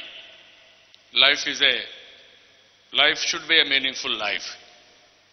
In life, everything is possible. And at the same time, as long as you are living, you have to live with happiness. Always people ask me, you are working very hard. Always you are happy. Then I told them very clearly, I am working very hard. I am enjoying my work. That's why I am always happy. I don't have any fatigue or tired. Even when I discussed with our people from Finland, they told me students, morning they will go to school, 2-3 hours or 4 hours. Afternoon they will go to play. While playing they will learn things. Evening they will come and they will do homework. Half an hour or 1 hour. Now so many innovations are taking place in Finland. That should be the best way of living things. One has to enjoy life. Play, work, and also create wealth and also go for innovations continuously. That is what they have done. Friends, this is a very good area. If you see Krishna River, around 30 kilometers, both sides you can develop. There are cities. Most of the cities all over the world are in the valleys only, either seashore or river front, like that so many cities have developed. But this is the city, fresh water is coming throughout the year. And also from here, 5 reservoirs on the upstream. And also we are releasing water from upstream to go to irrigation fields also. Why I am saying this? Fresh water is flowing. You know very well, water is energy. If there is water, you can see the energy levels will be very high. We are planning here green and also blue city. Water is blue and also very, very fertile lands. We can have excellent landscaping and also we can grow one of the beautiful gardens, plantation, everything. I am very happy from Bhutan. 70% green cover. We are very much impressed. CO2 is almost neutral. They are having better health and also they will live very long. Longevity will be very high. I am very happy for that. Same thing here, I am thinking minimum 50% should be green cover in Andhra Pradesh. That is our aim. We are working towards that. And also today, all vehicles will be converted to electrical vehicles. Even our state is Sunrise Andhra Pradesh. Sun is our ambassador. Now solar energy is coming in a big way. So solar energy, we can control total pollution and also it is a very big boost for economy at a very cost effective also. India is producing energy at the rate of around minus or plus 3 rupees. Abundant sunlight. No other country is having this advantage. If we can use sunlight for solar energy, we can go for industrialization and also we can make it CO2 neutral.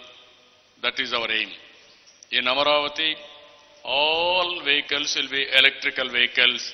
All transport will be public transport. 70 to 80% public transport we want to have. And at the same time, emergency, only 5 minutes. Any park you want to go 10 minutes. Office you want to go 15 minutes. 3,600 kilometer cycle path we are creating so that health will be perfect in Amaravati. You can have electrical cycle, enjoy the life, and also this type of activities we are creating. We have shown you everything, 9 cities, different themes, 27 townships, hundreds of parks, and also we are going to create one of the best city at for international standards. As you are all aware, we are all engaging best consultants, architects, but I am basing this hackathon or this convention will give more enlightenment and also more ideas how to move in that direction. I am very happy just now our friend from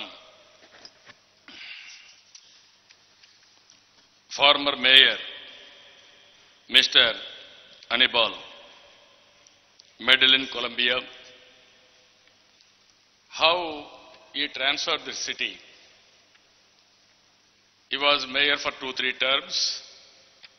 He contributed one of the best city, he made it. He gave one example. His brother is a admirer of Mahatma Gandhi He followed non-violence, and at the same time he was killed, but that family is promoting non-violence, and they are transforming that city in a big way. That is his personal story. Like this, everybody will have so many personal stories, personal events to contribute for the society. In this meeting, 3 days we are all here. I am also coming here. Now I am a student to learn. So many innovative ideas, lot to be learned.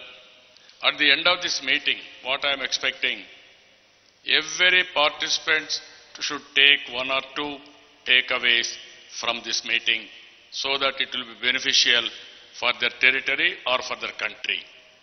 And also I am here to take so many ideas from you and produce one of the best model so that in future you will be very happy. Somebody is here to implement your innovative ideas.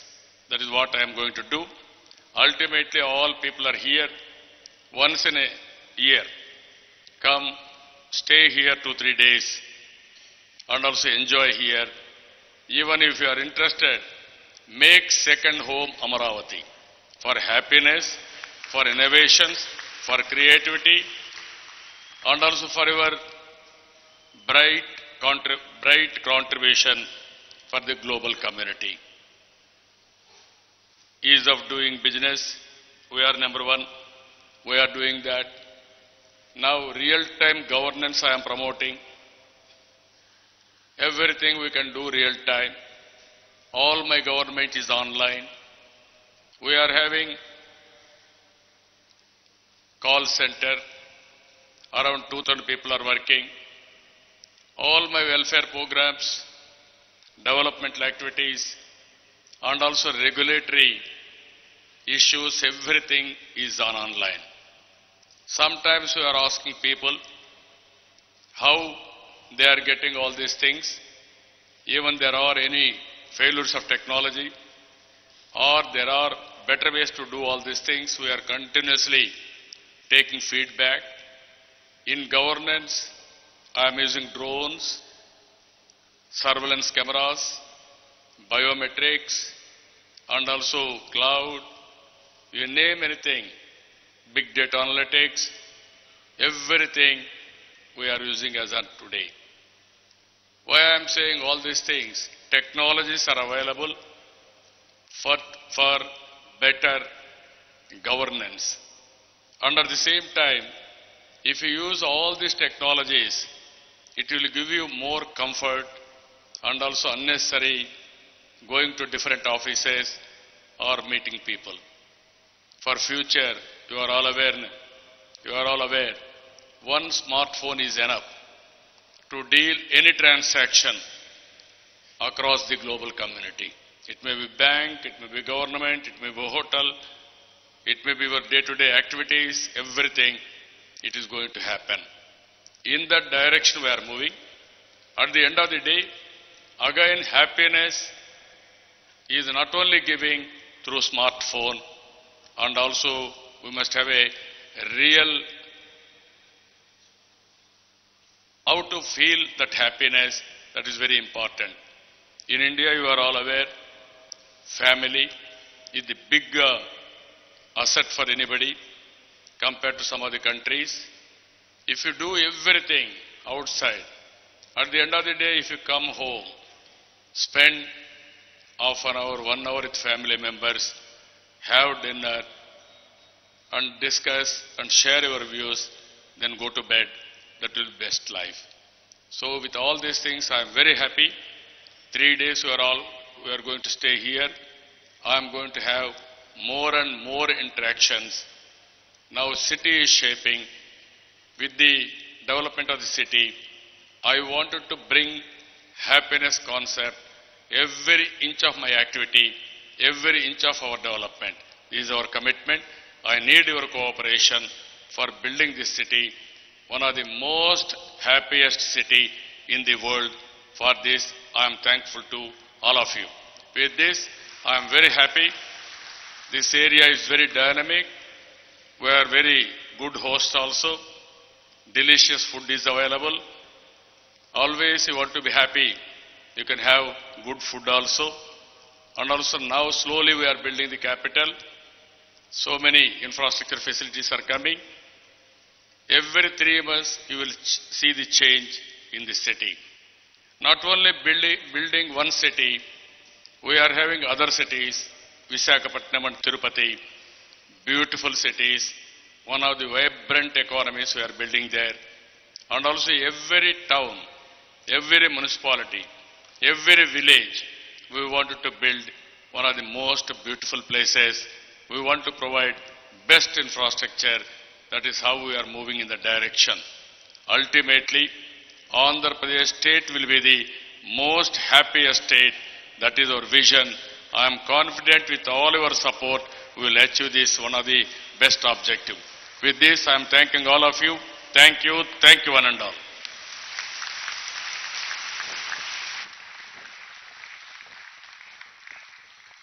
Thank you very much. So this is a man who achieves and who does what he says he will. And already we have proof of that pudding. It's my privilege to announce that Amaravati will be the first state capital city in the world to receive the IGBC Green City Platinum Award. Can we have a huge round of applause for that, please? May I request Dr. Prem C. Jain, Chairman, Indian Green Building Council, IGBC, to present the IGBC Green City Platinum Award to the city of Amaravati. May I request the Commissioner of APCRDI, Dr. Sridhar Cherukuri Garu, to please receive the award in the presence of the Honorable Chief Minister and the Sadguru.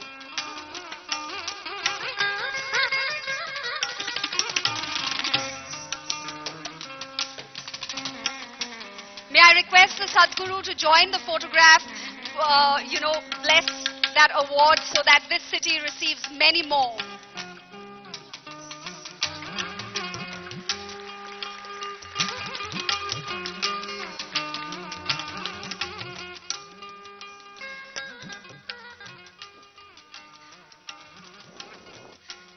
Sadhguruji, I'm going to have to request you to stay with us another moment because we have another very important thing that we'd like to release. We'd like you to release with your hands.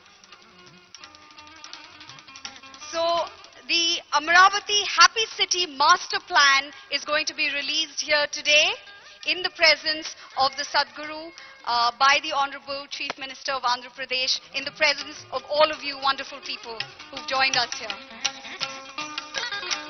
Ladies and gentlemen, please put your hands together for the release of the Amaravati Happy City Master Plan by the Sadhguru.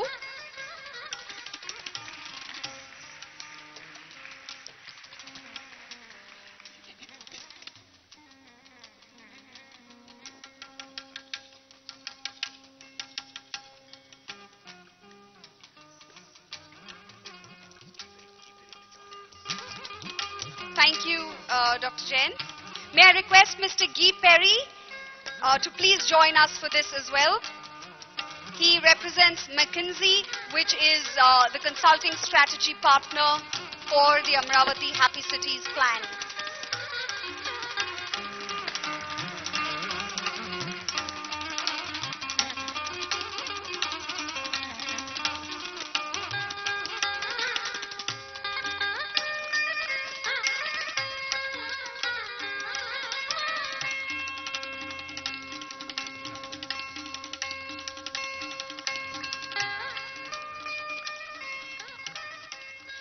Thank you very much. And now there's just a few minutes away from the much awaited conversation, just a little rearrangement to be done here. May I request all our guests to please come off the dais so that you can enjoy the conversation. I'm going to have to request the Honorable Chief Minister and the Sadhguru also to please come down for a moment so that we can arrange the stage for the conversation, set the mood for a conversation between two visionaries.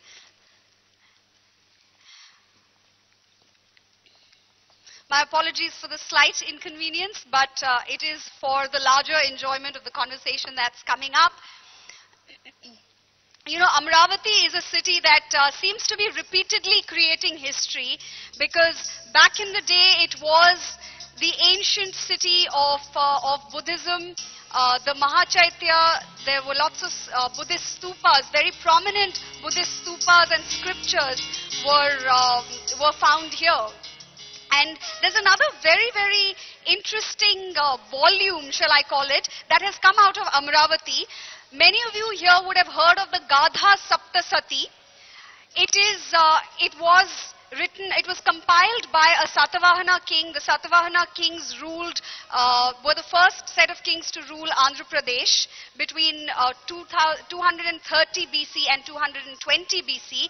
And Hala was a Satavahana emperor who enjoyed having conversations with the people of his time, conversations with wise men, conversations with learned men, and he compiled all of those conversations, also contributed to this volume, which is filled with poetry, prose, and wise words from the people of his time.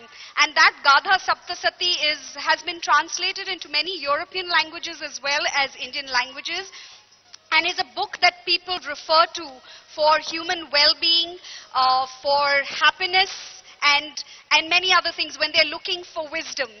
And today, once again, Amaravati is set out to be a place that people will look up to, because its current day leader is also very, very interested in having conversations, sharing and bringing knowledge, and putting that knowledge to good use, such that in the years to come, people will be looking to the city of Amaravati and all the conversations that have happened here to learn and implement many of these in their own places. So it's a conversation between Amaravati's current day leader and the Sadguru, who really needs no introduction, but I will try and give him a fitting introduction. The Sadguru is ranked amongst the 50 most influential people in India. Sadguru is a yogi, mystic, visionary, and a best-selling author. The Sadguru has been conferred with the Padma Vibhushan by the Government of India in 2017, the highest amongst the annual civilian awards in the country, accorded for exceptional and distinguished service. He is a man that enjoys a celebratory engagement with life at all levels, on all accounts. Sadhguru's areas of active involvement encompass fields as diverse as architecture and visual design, poetry and painting, ecology and horticulture, sports, music, aviation. I could go on. But I think all of you are really looking forward to the conversation, so I will leave the rest of it for you to infer from that conversation. May I request the Honorable Chief Minister of Andhra Pradesh and the Sadguru, as soon as they are set free by the lovely little girls, Okay, so in the meantime, we'll play a little video for you to tell you a little more about the Sadguru.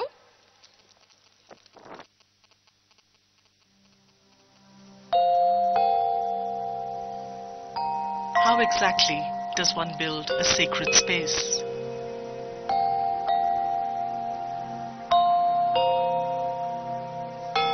At the Isha Yoga Center, ancient techniques have been revived to create a timeless space, one designed to stand for many millennia.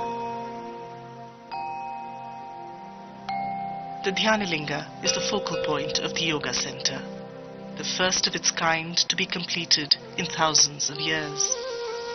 This is the only structure of its kind in the world, 72 feet in diameter, an elliptical dome, all of brick and mud, no steel or cement.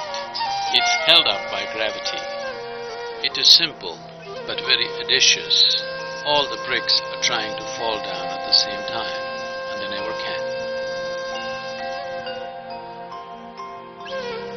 A doorway to enlightenment, Dhyanalinga creates the possibility to experience life in its totality. At the entrance of the Dhyanalinga, one encounters the Sarvadharma pillar, embodying the essence of spirituality beyond sectarianism. A few steps away sits Nandi, relaxed yet intense, the embodiment of meditativeness. A sacred journey begins with a purifying dip. The Surya Kund and Chandra Kund are energized water bodies. Unique in form, they are built with massive 50-ton granite blocks. To the southeast is Linga Bhairavi, an exuberant expression of the divine feminine. Within her abode, Devi is manifested as a linga, a unique form for the mother goddess. Architecture is just a play of geometry. Most of the buildings here are standing because of perfection of geometry, not upon the strength of the material. The very forces which should bring down a building are holding them up. The entire ashram is itself a symphony of geometry and alignment. Designed and conceptualized by Sadhguru, the structures have been executed by the residents and brahmacharis of the ashram.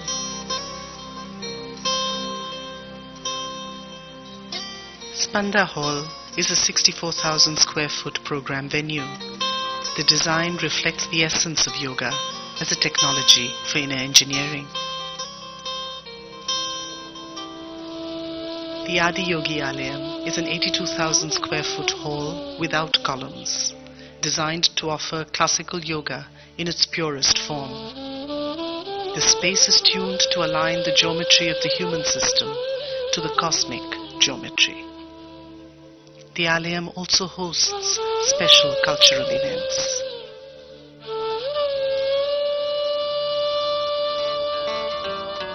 The center also houses the Isha Home School, a scene of conscious chaos in design and activity. It creates a vibrant ambience for learning.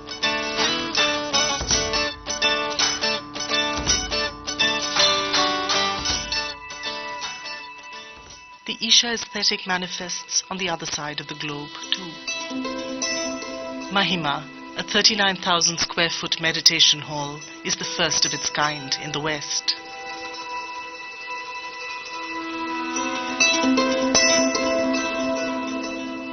Adi Yogi Temple is a tribute to Adi Yogi, the first yogi and guru, a being whose contribution to raising human consciousness is unparalleled.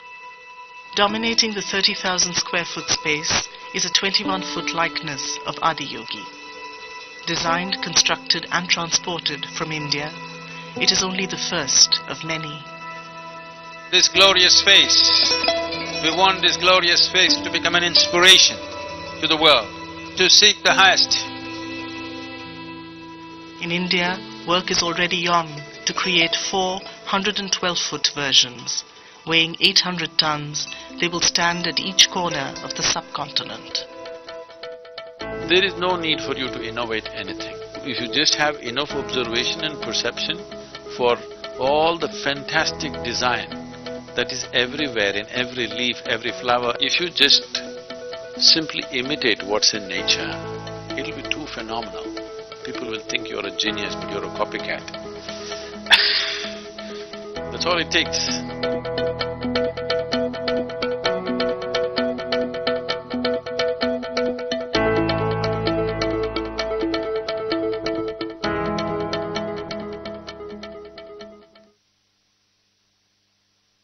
All right, ladies and gentlemen, I did my best to give a fitting welcome to the Honorable Chief Minister and Sadhguru. Now you do your best. Everybody sit upright, clap your hands, stamp your feet, click your fingers, and give them a very warm welcome. A conversation between two visionaries. Thank you so much.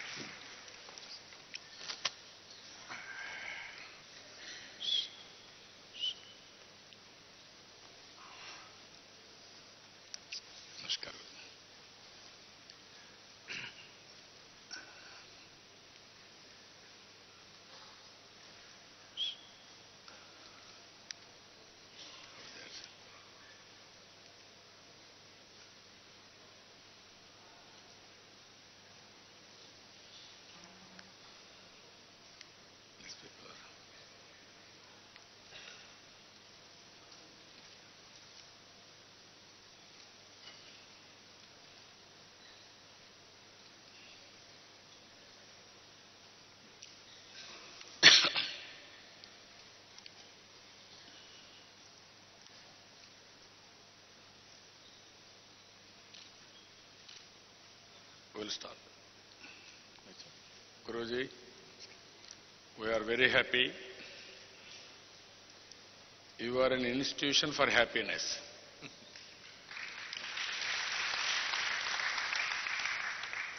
Now everybody wanted to have happiness. Their life should be meaningful, but they don't know how to live happily. Can you give your message to our people? Namaskaram, and it's just as an aspiration to build a city of joy. It's inspiring. Babu, known for his commitment and his competence in creating the previous city. I must tell you this, 36 years ago, I first came to Hyderabad, that's where I started my earliest programs of engineering. I largely lived in Mysore right from my early childhood. Whenever I came to Hyderabad, I used to think, what a mess this city is.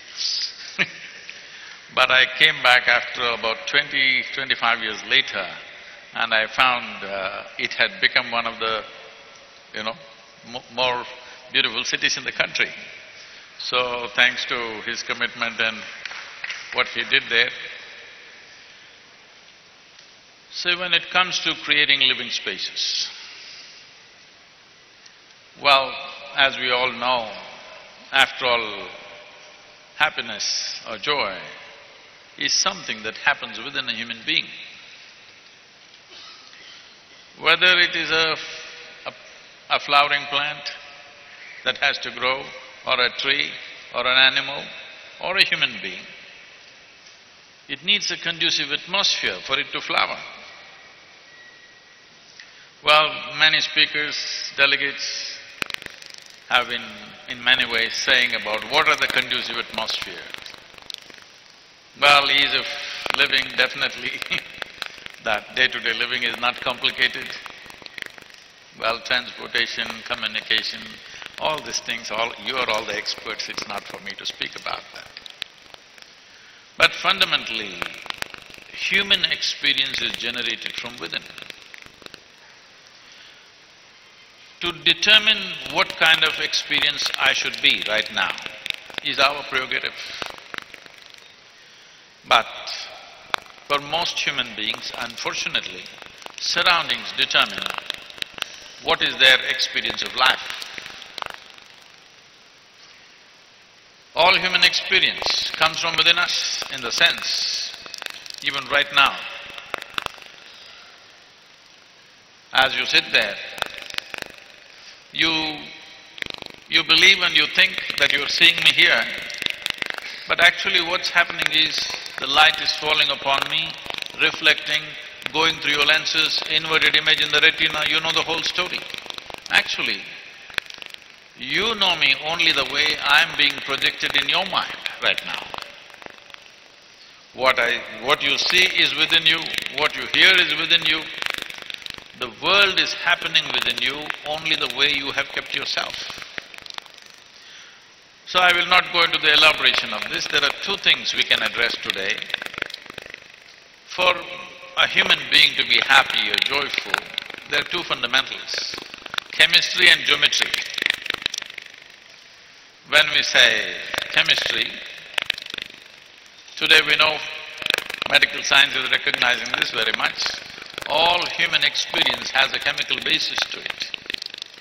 What you call as happiness is one kind of chemistry, what you call as misery is another kind of chemistry, joy is one kind of chemistry, suffering is another kind of chemistry, love is one kind of chemistry, hate is another kind of chemistry, agony, ecstasy, everything and everything has a certain chemical basis to it.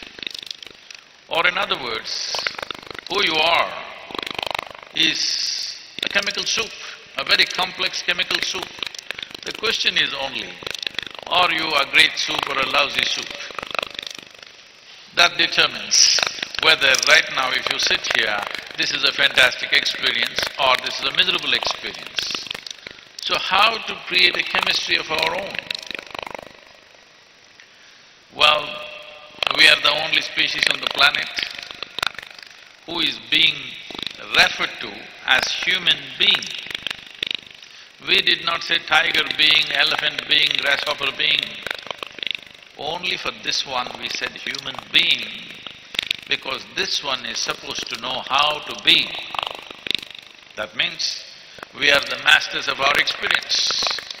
Unfortunately, though a large segment of humanity has not gotten to that place, but the reality is, if you wish to take charge of the nature of our experience 100%, it is very much possible, because outside situations, no matter how you envision it, what you do, whether it's in a nation or in a city or even inside your home, outside situations will never happen 100% the way you want them.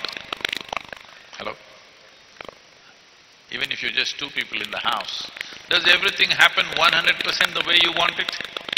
It will never happen.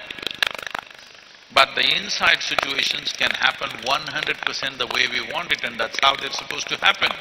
What happens in the world, I have a stake in it, but I cannot decide everything that happens there. But what happens within me must be determined by me. As there are technologies for well-being on the outside, similarly there are technologies for well-being on the inner dimension. Unfortunately, humanity has not invested enough in that direction. In creating this chemistry, which is joyful by its own nature, not because of something that we do or do not do, just joyful by its own nature. I'm just asking you a simple question. Suppose you had a choice between being blissful and miserable, what would be your choice for yourself? It's a question. Blissful? At least for yourself, it is definitely highest level of pleasantness for yourself. What you want for your neighbor sometimes may be debatable, but what you want for yourself is 100% clear that you want this to be in the highest level of pleasantness of experience. You can call it joy, happiness, love, this, that. Essentially, you're looking for a pleasant experience of life. Because pleasantness is not a goal by itself. If this body and this intelligence has to function at its highest, this must be in a pleasant state of experience. There is substantial scientific and medical proof today that unless you're in a pleasant state of experience, neither your body nor your brain functions at its best. So to bring this, to manage our chemistry, there is an important dimension called geometry of life. Everything physical in the universe has a form. A form means if it is geometrically in a conducive state, it will naturally exist with ease. If it is geometrically not in a conducive state, it will naturally be stressed. Just people have forgotten how to sit and stand. In this culture, we instill this. If you want to have a meal, how you must sit. If you want to do your prayer, how you must sit. If you want to study, how you must sit. For everything there was a posture and a particular way of handling the body, because the physical geometry of the body and the geometry of the spaces in which you live, because you're aspiring to create a happy city or the happiest city. He doesn't go for anything less than that. Happiest city. It's very important the geometry of the spaces are supportive to the nature of the human being. A lot of care was taken when we built ancient cities like this, but today we are just building for convenience. See, individual human beings live in different states. Some people are living just to survive. That is the only thing they can think of. Some people are thinking of doing well in the society.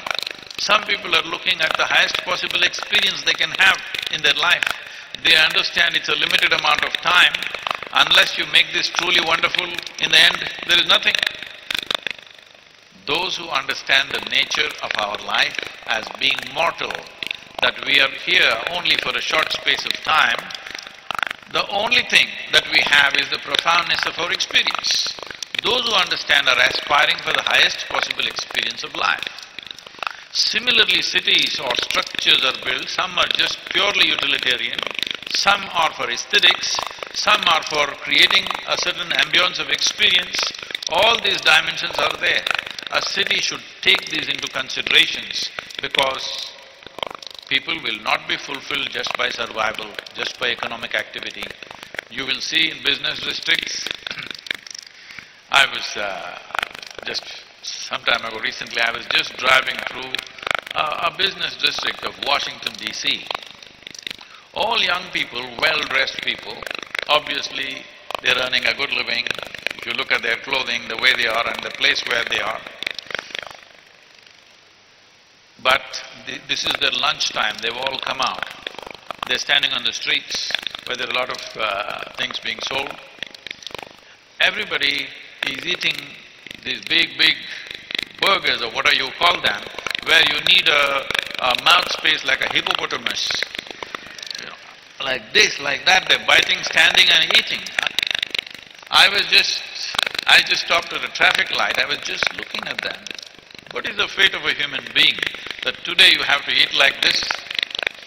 We created a whole process. If you want to eat, how you must address the food.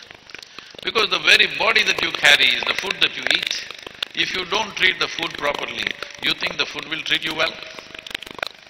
The air that you breathe, the earth that you walk upon, the water that you drink, if you don't learn how to relate to these things, they will not relate to you well. These 5 basic elements which make our system and our city and our nation and our world, if we don't treat them well, they don't treat us well. So a city should take these into considerations. I am happy to see 30% is blue-green, that is fine, but still creating the culture of engagement with all the ingredients which make our life. In this, our own chemistry, and of course when we say outside chemistry, people are talking about carbon dioxide and measuring carbon dioxide. Yes, it is true, this is an oxygen breathing and carbon dioxide expelling thing, but at the same time, you can pump carbon dioxide into your bottle and call it the real thing and it sells across the world. So, we need to understand that the way we're relating, or the cellular… I was just looking, somebody is trying to create some cellular structure in the ceiling. Whether it's atomic structure, cellular structure, or many things that the planetary structures or the universe or the cosmos. Today, modern science has come up with something called as constructional theory, where they're talking about how the atom and the cosmos are fundamentally same design. Complexity and sophistication is multiplying, but fundamentally same design. This is something always is the basis of the yogic process, that the way you are made in some way is the way the cosmos is made. How we can relate this? The entire system of yoga is about mastering the geometry of your existence. How you sit, how you stand, how you breathe, all these aspects, because a city or a space or a building can create joy simply because of the type of geometry it has and how it relates to your existence. So it's great that we are thinking of happy cities, happy world. Thank you. Guruji, you can guide us, demand development, values and happiness. How it is changing, what is the correlation, or positive or negative?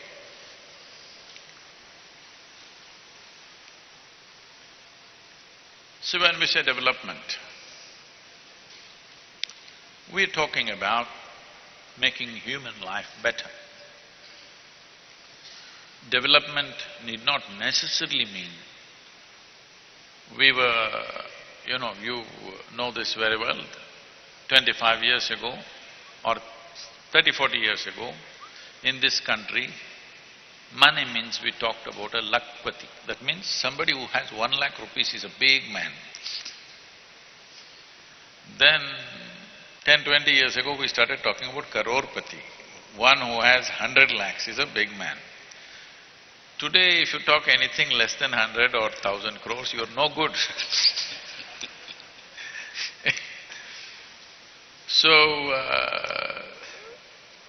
by enlarging the numbers, nothing is happening to life as such. We're just multiplying things in our mind and thinking we can become big. No, no. Nothing will happen that way. This is like, you have one chair to sit. You can only sit on one chair. But if you put two mirrors on either side, this will multiply into 100 chairs and you can believe that you have 100 chairs. But actually there is only one chair. What is on this planet? Only that much is there. There's nothing more, nothing less. The question is only how we use it. Are we using it for our well-being? Our well-being, does it include the well-being of the next and the next generations to come, or are we the last generation on this planet? Are we sensible human beings, first of all? Because our existence here is a brief amount of time. We just have a relay game to play. Somebody has given this to us, we're carrying it and giving it to the next generation. How much can we consume, what can we do is something we have to determine. With all this extra that we do, our life doesn't become extra in any way. If one is trying to enhance their lives by accumulation, either money or knowledge or wealth or whatever, accumulation means this. Suppose I have a bigger heap than yours, then I think I'm better than you. This must go in a society. Unfortunately, even today, I can proudly say in southern India it's still true, which is going away rapidly. Suppose in Tamil Nadu if you come, if you go to any festival, a wedding or a function, outside you will see Mercedes, Bentleys, even Rolls-Royces parked outside and also TVS moped parked outside. But inside if you go, all of them are in white bush shirts and white dhoti. You can't make out who came in the Rolls-Royce, who came in the TVS moped, everybody is the same. It doesn't matter how you came, how much money you have, when you come and sit here, according to your age and according to what values you have, accordingly you're respected, not for the money that you have. This needs to happen in a society. It's very, very important, because if only accumulations determine who we are, what this means is, I will always enjoy what you don't have. This is a sickness which has grown in the world. See, for example, I don't know, so many ladies are there, maybe I shouldn't take this example, but let us say a diamond, for example. Everybody wants to put it in their nose, in their ears, all over them, whatever. But believe me, if you cut glass properly, a glass will look more beautiful than a diamond. Most people will not know what is a diamond, what is a glass if it's well cut. Suppose all the streets of Amaravati you paved with diamonds, would they want to put it on their neck? No. So right now the value of that is only that others cannot have it. This has to go in a city, in a community. What I have doesn't make me better than you or anybody else. What I have accumulated determines how big I am. If that is so, it is always like this, I enjoy what you don't have. If I have eaten well and you have not eaten, now I enjoy this. Tell me, is this happiness or sickness? If this sickness is taken away from a society, a whole lot of things will be fixed. The value of what a human being is because of who he or she is, for the worth that they are as a life, not because of what they have gathered in their life. Because gathering can be done in so many ways.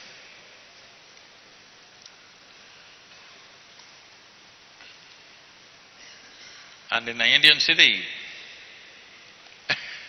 one important thing that people who dwell in the city must be made to understand, it's just that we have not worked on it, that's all, is that this is our city and it's our responsibility. Somebody may build something beautiful, are we going to keep it that way? Is a big question mark always. And no administration can keep it clean if the people are not committed to keeping it clean. No administration. Doesn't matter what they do. So, will enforcement happen forcefully, or do we create systems so that right from childhood, people are brought up in such a way that they will follow the traffic rules, they will follow the cleanliness rules, they will follow other sustainable development goals that we have.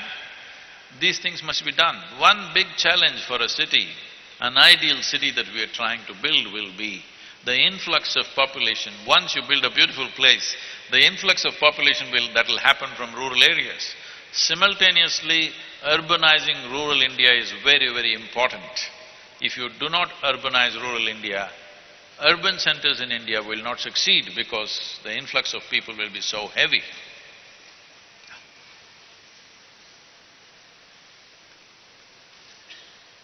And these villages that are there, I mean, not these in the Amaravati, they have done a great job. But elsewhere they are there. These homes and villages have been there for millennia, literally. So they're just living somehow. This is something we are trying to put across to the Urban Development Ministry, but with you, this can be realized. One model if you create, I think they will take to it. Suppose a village occupies, let's say, 25 acres of land. I mean the housing. They are all living in different kinds of shacks, except a few homes, most of them are just shacks. We can easily, if we convince one village to do that, because you managed to convince 33,000 acres, I'm saying this, if we convince one village that they pool all this land, this 25 acres, anyway 2 FSI is there, you can build 50 floors, just 1 acre. Remaining 24 acres will be forested with lakes and trees and everything. Everybody gets to have the best atmosphere. It can be made no any kind of waste going out of the thing, everything can be within.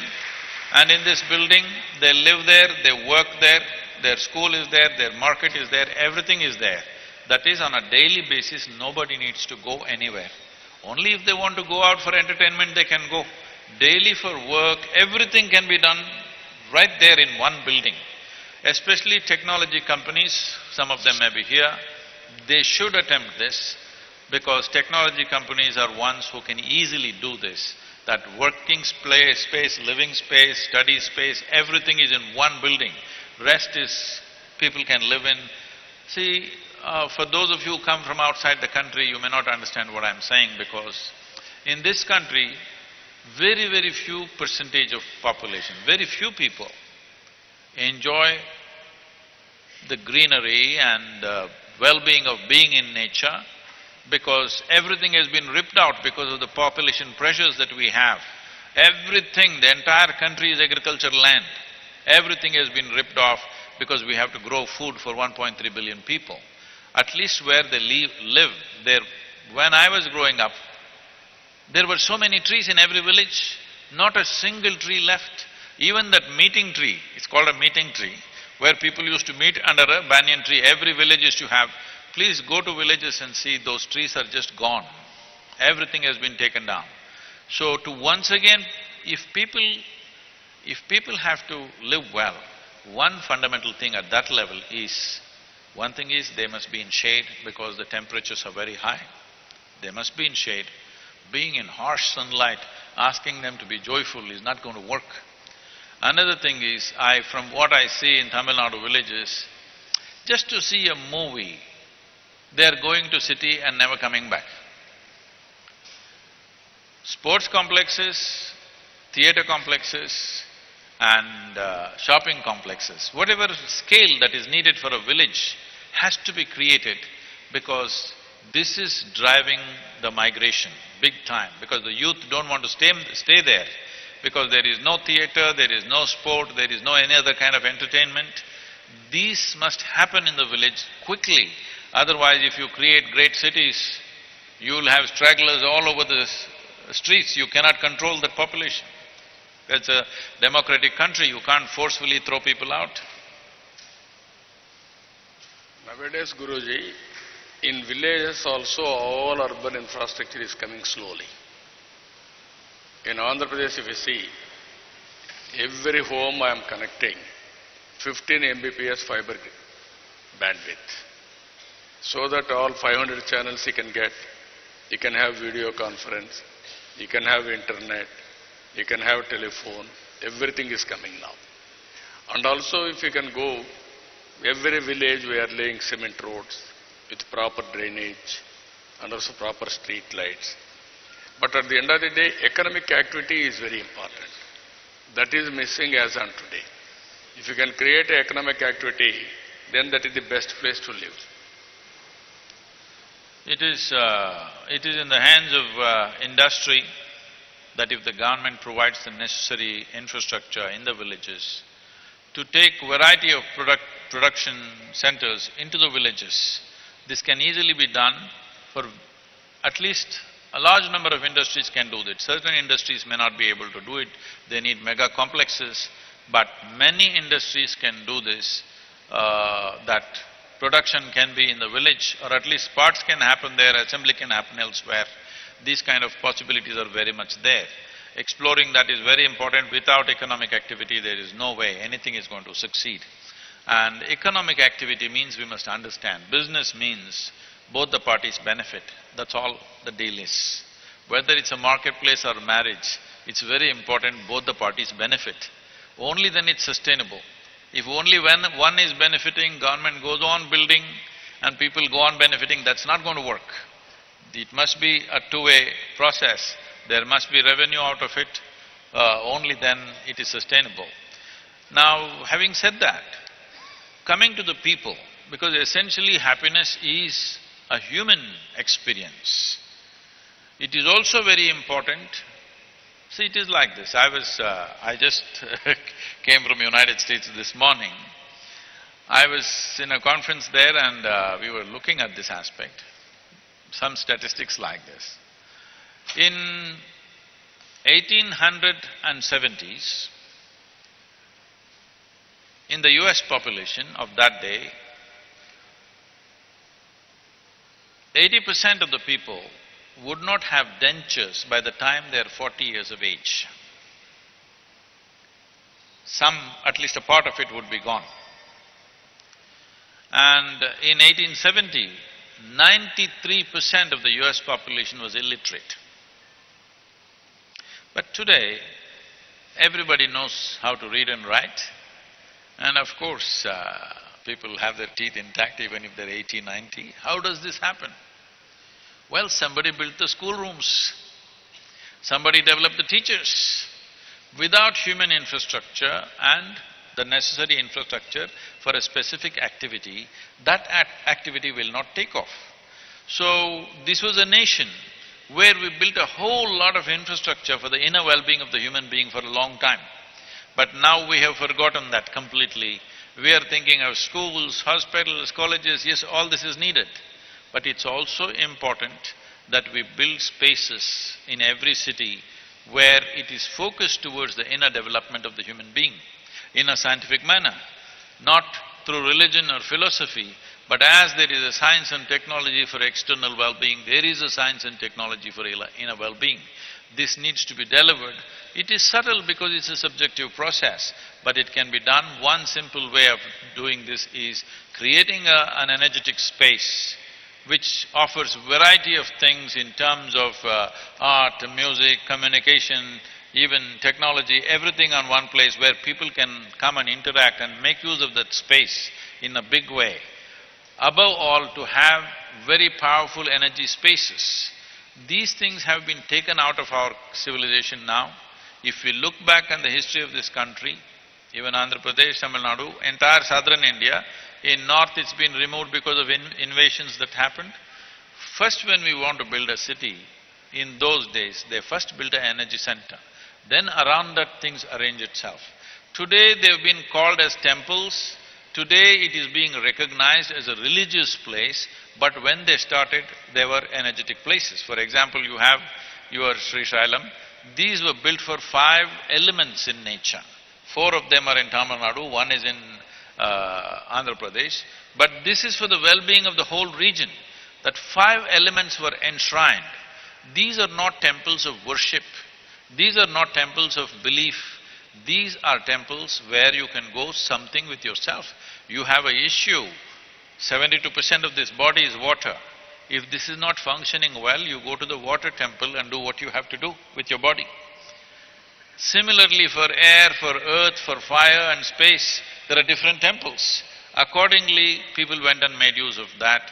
Spaces like that are important. Otherwise, as economic development happens, if you see in in Western nations, this is happening, the level of misery is far more profound than the poorer, impoverished societies of the world. Unfortunately, it is true because when when an individual or a society wants to journey from poverty to affluence, the cost of it and the hardship of it is not easy. But after getting there, they are miserable. This is not right. The ecological cost, the economic cost and the human cost involved in moving a society from poverty to affluence is not a simple cost. It takes a life. But after getting there, people are in all kinds of depressions and problems. So it is very important, as our mothers taught us how to brush our teeth as the first thing to do, similarly, a few things that every human being should do within himself or herself to see how to keep this in a joyful and healthy state. This can be taught to every human being and it must happen. This has been our culture for a long time, but in the last 200, 300 years we have lost it. It's time to bring it back. We have still teeth because our mothers insisted. No brushing, no breakfast. This needs to happen on other levels also. Thank you, Guruji. Nowadays, you are saying that is one stage. Now people are getting more and more money. They are becoming more and more selfish. Then some people are not marrying. Even they marry, they don't have children. Even countries are suffering with the demographic problems. How we are going to define? Now some countries are basing on robots. They can import the Indians. No, robots. This is where things are happening. How do you rate all these things where this civilization is going on? How we are going to handle this type of problems? See, one thing that human beings need to understand is when we say life on this planet, it's not just us. For this life to happen, from a microbial life to an elephant to a whale, all of them are equally important. There is a study which shows that if all the worms on this planet disappear tomorrow morning, in about 18 months' time, all life on the planet will disappear if the worms go away. Usually people use this term, if they want to say somebody is very low, they say, "You're a worm." They don't understand how important a worm is. If the worms go away, in 18 months, all life will disappear. If all the insects go away, in about 3 to 4 years, all life will disappear. But if human beings go away, this planet will flourish. So we need to understand, when we say life, all life has equal right to exist on this planet. It's not just us. So right now, this has gotten us big time. If you say anything like this, "Oh, he's an ecologist." No, you don't have to be an ecologist. If you understand life the way it's happening, we exist because all of them exist, and they are not any less significant life than we are. If we are a more intelligent life, as we claim to be, we must definitely be intelligent. It includes love and compassion. Unfortunately, people think intelligence, your body sweet, your thoughts sweet, your emotions sweet, everything would be in a wonderful state if you're really an intelligent person. So if that is so, we would very much understand that our life is not singular and our life is not the most significant life. An ant is as important as we are on this planet. If we don't recognize that, if we don't take care of that, then life won't happen, it doesn't matter what we build. That may be a very unpopular thing to say. Then ultimately we wanted to build a most happiest place, happiest state, particularly happiest Amaravati. That's why we are taking so many sessions, so many people are here. Not only hardware, we want to build software also. And apart from all these things, your contribution is the biggest contribution. to change the human psychology and also values in human beings. We must learn to make a great soup of this. This is a chemical soup, and there is a technology to make sure that this is a wonderful soup. And if this one is feeling wonderful, naturally it will do wonderful things around. See, please everybody look at your own experience of life. When you are feeling very pleasant, you are naturally pleasant to everybody and everything. When you are feeling nasty, naturally you will share it with those around you. It's inevitable. So the first and most fundamental responsibility that an individual has is that you must keep this as a pleasant piece of life. This is very, very important.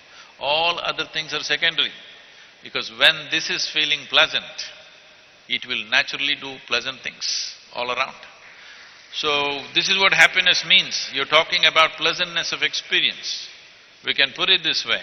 See, if our body is pleasant, we call this health.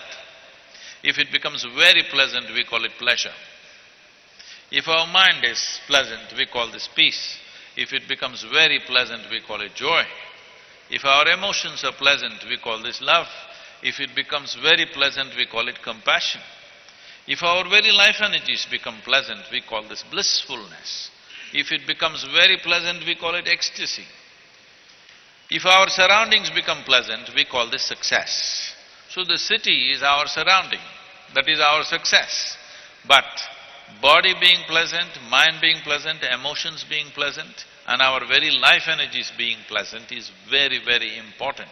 If we do not invest on that, we can have a wonderful city and still we are not wonderful people. So, in whatever way we can support Amaravati to become happy city. I will not say happiest because I live in so many other cities. You are blessing us happy city. You want to take any question? Yes, yes, if they have a question. One question. Mike, can you provide mic for him? Pass on.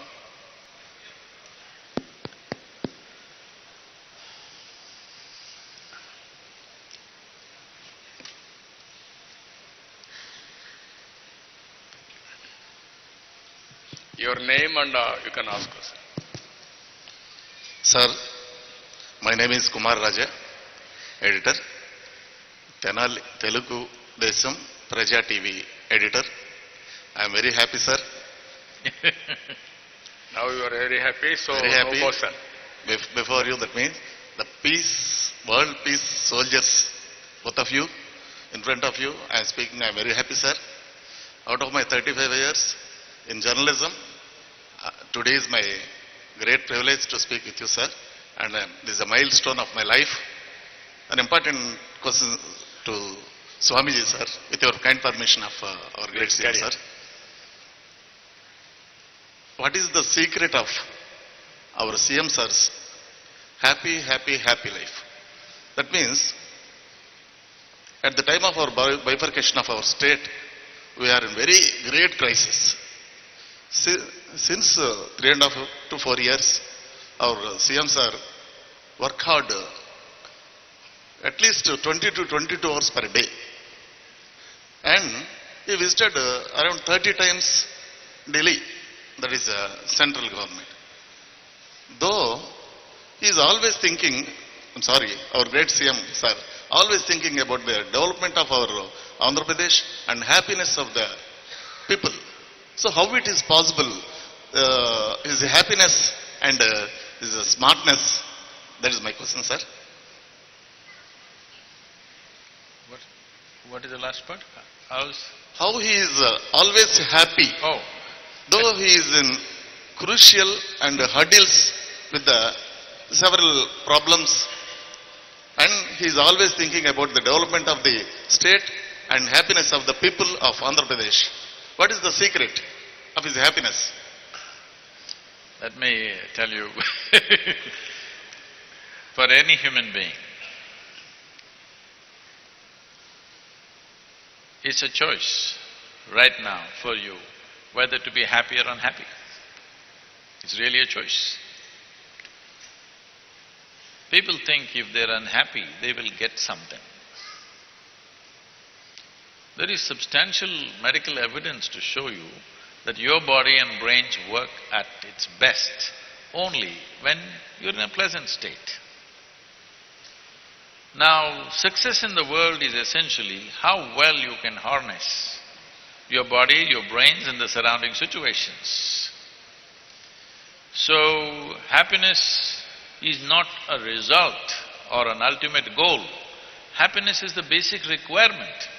I'm asking you, forget about attaining mukti or something. Can you enjoy the food that you eat if you are not happy? Hello? Can you? Can you enjoy the food that you eat if you're not happy? Can you take a walk on the riverside and if you're not happy, do you enjoy the river? Do you enjoy a walk? Do you enjoy the people around you? No. So it is a most fundamental requirement. It is not the end goal of life. Happiness is not the end goal of life. It's the A of life, it's not the Z of life. If you're not even happy, you cannot experience anything in this world. So let us not understand happiness as a goal achieved. Happiness is a fundamental requirement for anything sensible you wish to do.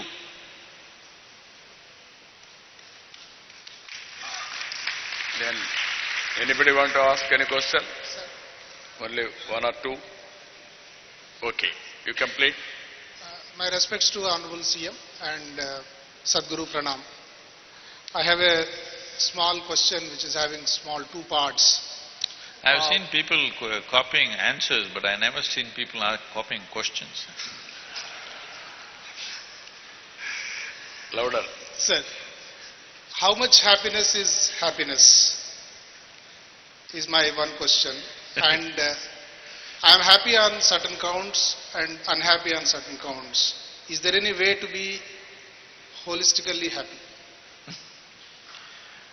See, the moment you link your happiness to what happens or does not happen in your life, the chances of you being happy are very remote. As I said earlier, never ever for any human being does life around them happen 100% the way they want it. Some percentage it happens our way, and I'm glad it's not happening your way, because if everything happened your way, where do I go? If this world happened just your way, where do I go? I'm glad everything is not happening your way, little bit your way, little bit my way, little bit somebody else's way. This is how the world will happen. So do not relate this to your happiness. Your happiness is the condition that you have kept yourself in.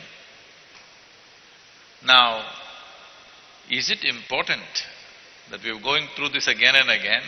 Is it important that your body and brain functions well? If it has to happen, this must be in a condition of pleasantness. Happiness means just this. There are enough issues in the world to handle. If you're not happy, what it means is, you yourself are an issue. When you are a big issue, how will you address any other issue in the world? So one thing that every human being should do to themselves is that I am never the issue. Issues are there in the world. What we can do, we will do. What we cannot do, we do not do. That's all there is. Everything that we can do, we will do. But I am telling you, when you yourself are an issue, when you're unhappy, even things that you can do, you will not do. Because you're unhappy with something. In our lives, if we do not do what we cannot do, there is no problem. But if we do not do what we can do, we are a disaster. Isn't it? What we cannot do did not happen, what to do? But what we can do, we did not do. Please tell me, is it true that when you're unhappy, even what you cannot do, what you can do, you will not do? Is it not so?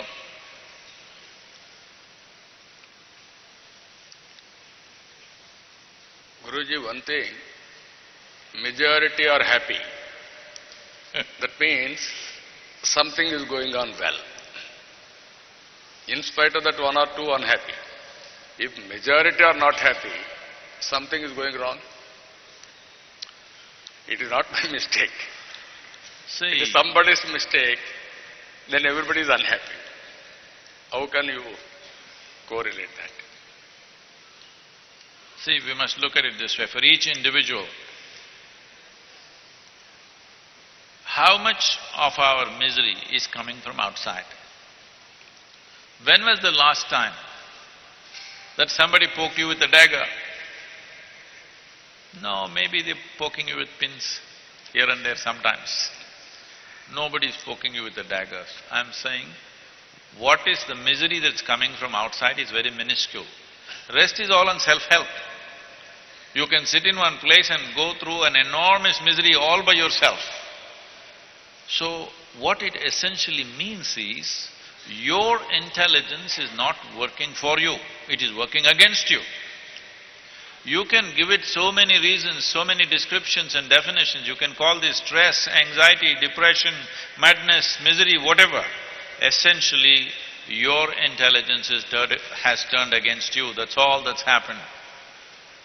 I'm saying, the first and foremost thing is your intelligence should work for you, not against you. Once your intelligence is against you, nobody can save you. Last question.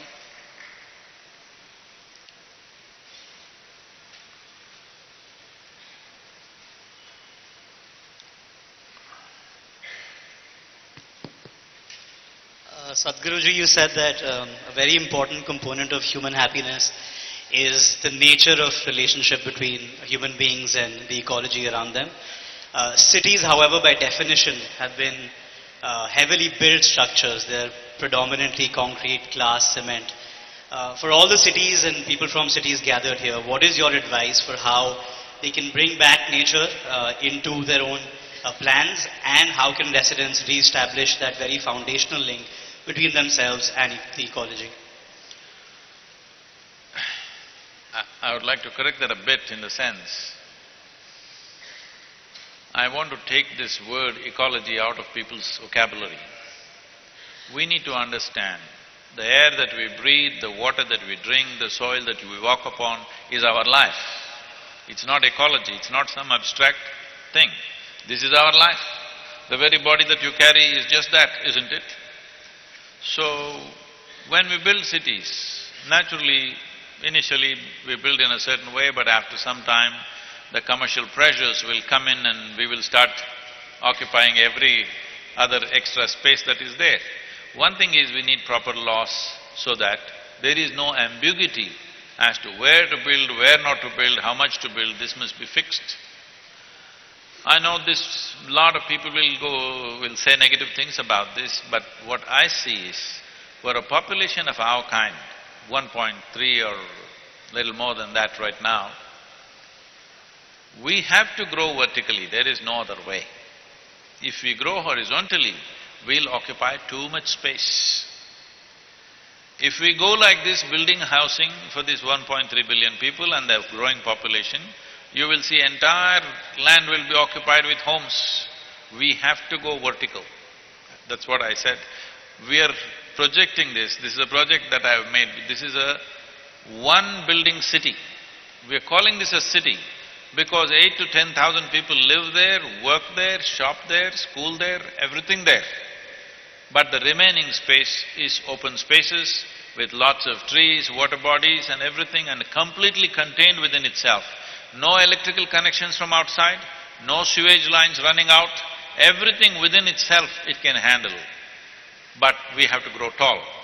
If we have to grow tall, then there is a cost involved. But ultimately for us, the biggest problem is going to be availability of land, not the cost. Money is not going to be the problem. The problem is going to be the land. How much land are we going to occupy for human dwellings and human commercial activity that we perform? So there are certain kinds of things which you can't grow tall, certain industry and stuff, that is different. But housing, office buildings, everything has to grow tall, but policy should be made that tall does not mean you build like Manhattan, all tall buildings but all packed up together. No. Once it is tall, there must be substantial space. I am talking about building 5% of the space. 95% should be wide open, full of vegetation. People should experience life. Children should walk around, catch an insect, run after something. All this must happen. None of these things happen means you will create a very unhealthy generation, the next generation that comes. All they know is the phone screen, because there is no other way. If you let out your child, he goes onto the street, he may get killed, so you don't want him to go on the street, you keep him in the house. How do you keep him focused? The only way is the phone screen or the computer screen. There is no play with anything, they don't play with plants, or they don't climb a tree, they don't chase an animal, they don't do anything. So this is going to create a very unhealthy generation. So it's very, very important. The laws for the new city should be such that empty spaces can never be encroached upon, never. This must be fixed. Thank you, Guruji. One of the best message he has given. One is individual happiness, and also how to build new capital, and also how to protect nature. Thereby, we must have happiness. So we are very happy. It is very important session for all of us. Everybody wanted to be happy. At the same time, majority of us don't know how to be happy. That is the biggest challenge. But I think he has given some formula, some mantra for all of us, how to be happy. You practice this, and then you will be the happiest person. You can create a happy society. With this, I am thanking all of you. Thank you, one and all. Thank you very much. My respects also to Sadhguru and to the Honorable Chief Minister. We would like to request the Honorable Chief Minister to felicitate Sadhguru. We're really happy to have you here. This is just a token of that happiness and gratitude.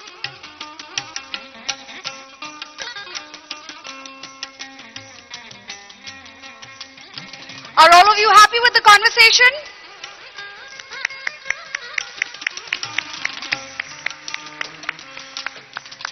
I don't want to say much and dilute the mood.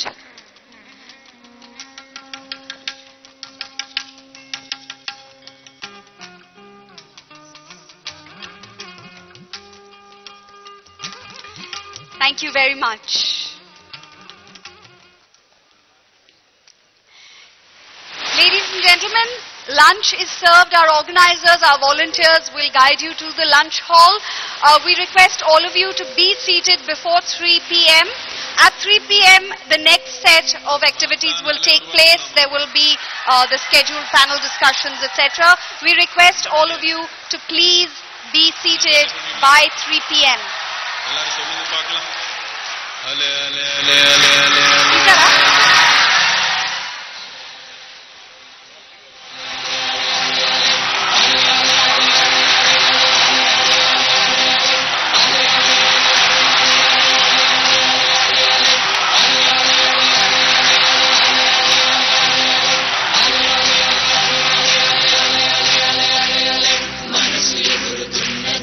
హాయిని వెతుకుతున్నదో బ్రతుకు నైజమెరుగరానిదై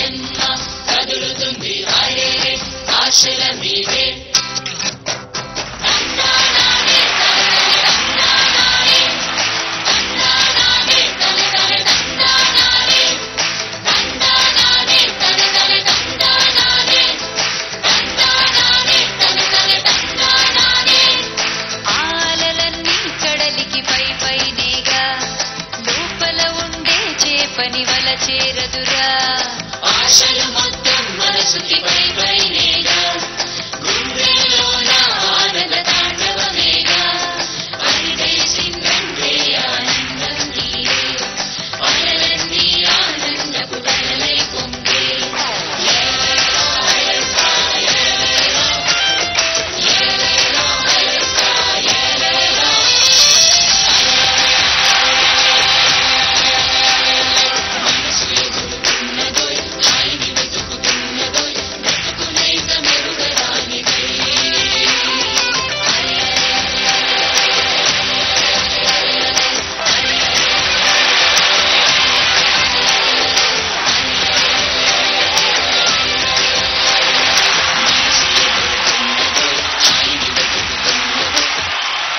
బ్రతుకునైజం మెరగరానిదై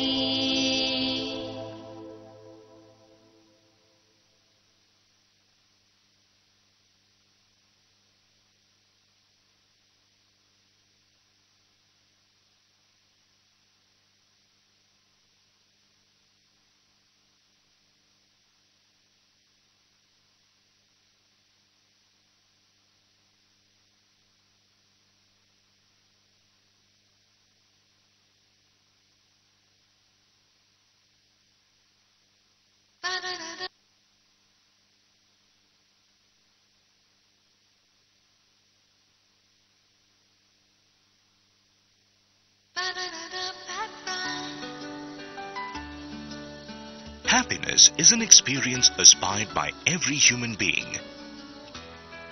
The people and spaces around us influence our happiness. Whether it is an easy commute to work or just playing out in the sun. Presenting the city of Amaravati, the first city in the world to be designed around happiness. People's capital Amaravati is being designed in keeping with the hopes of the farmers who happily volunteered to contribute their land to build this dream city.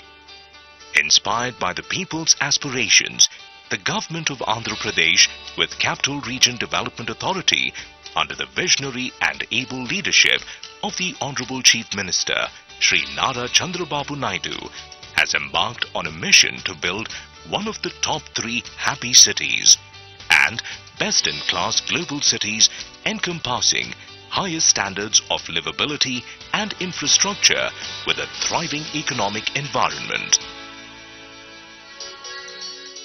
9 cities have been defined as the pillars of the new capital city. In line with the principles of happiness, only non-polluting industries would be encouraged within the city. Unique in its design, with happiness as the key parameter, the city of Amaravati is redefining the growth story of India. The government has laid out an integrated urban design with all amenities vital for its citizens clustered within accessible distance. It is planned with a goal of 5-10-15 with no more than 5 minutes to emergency facilities, 10 minutes to recreation and open spaces, and 15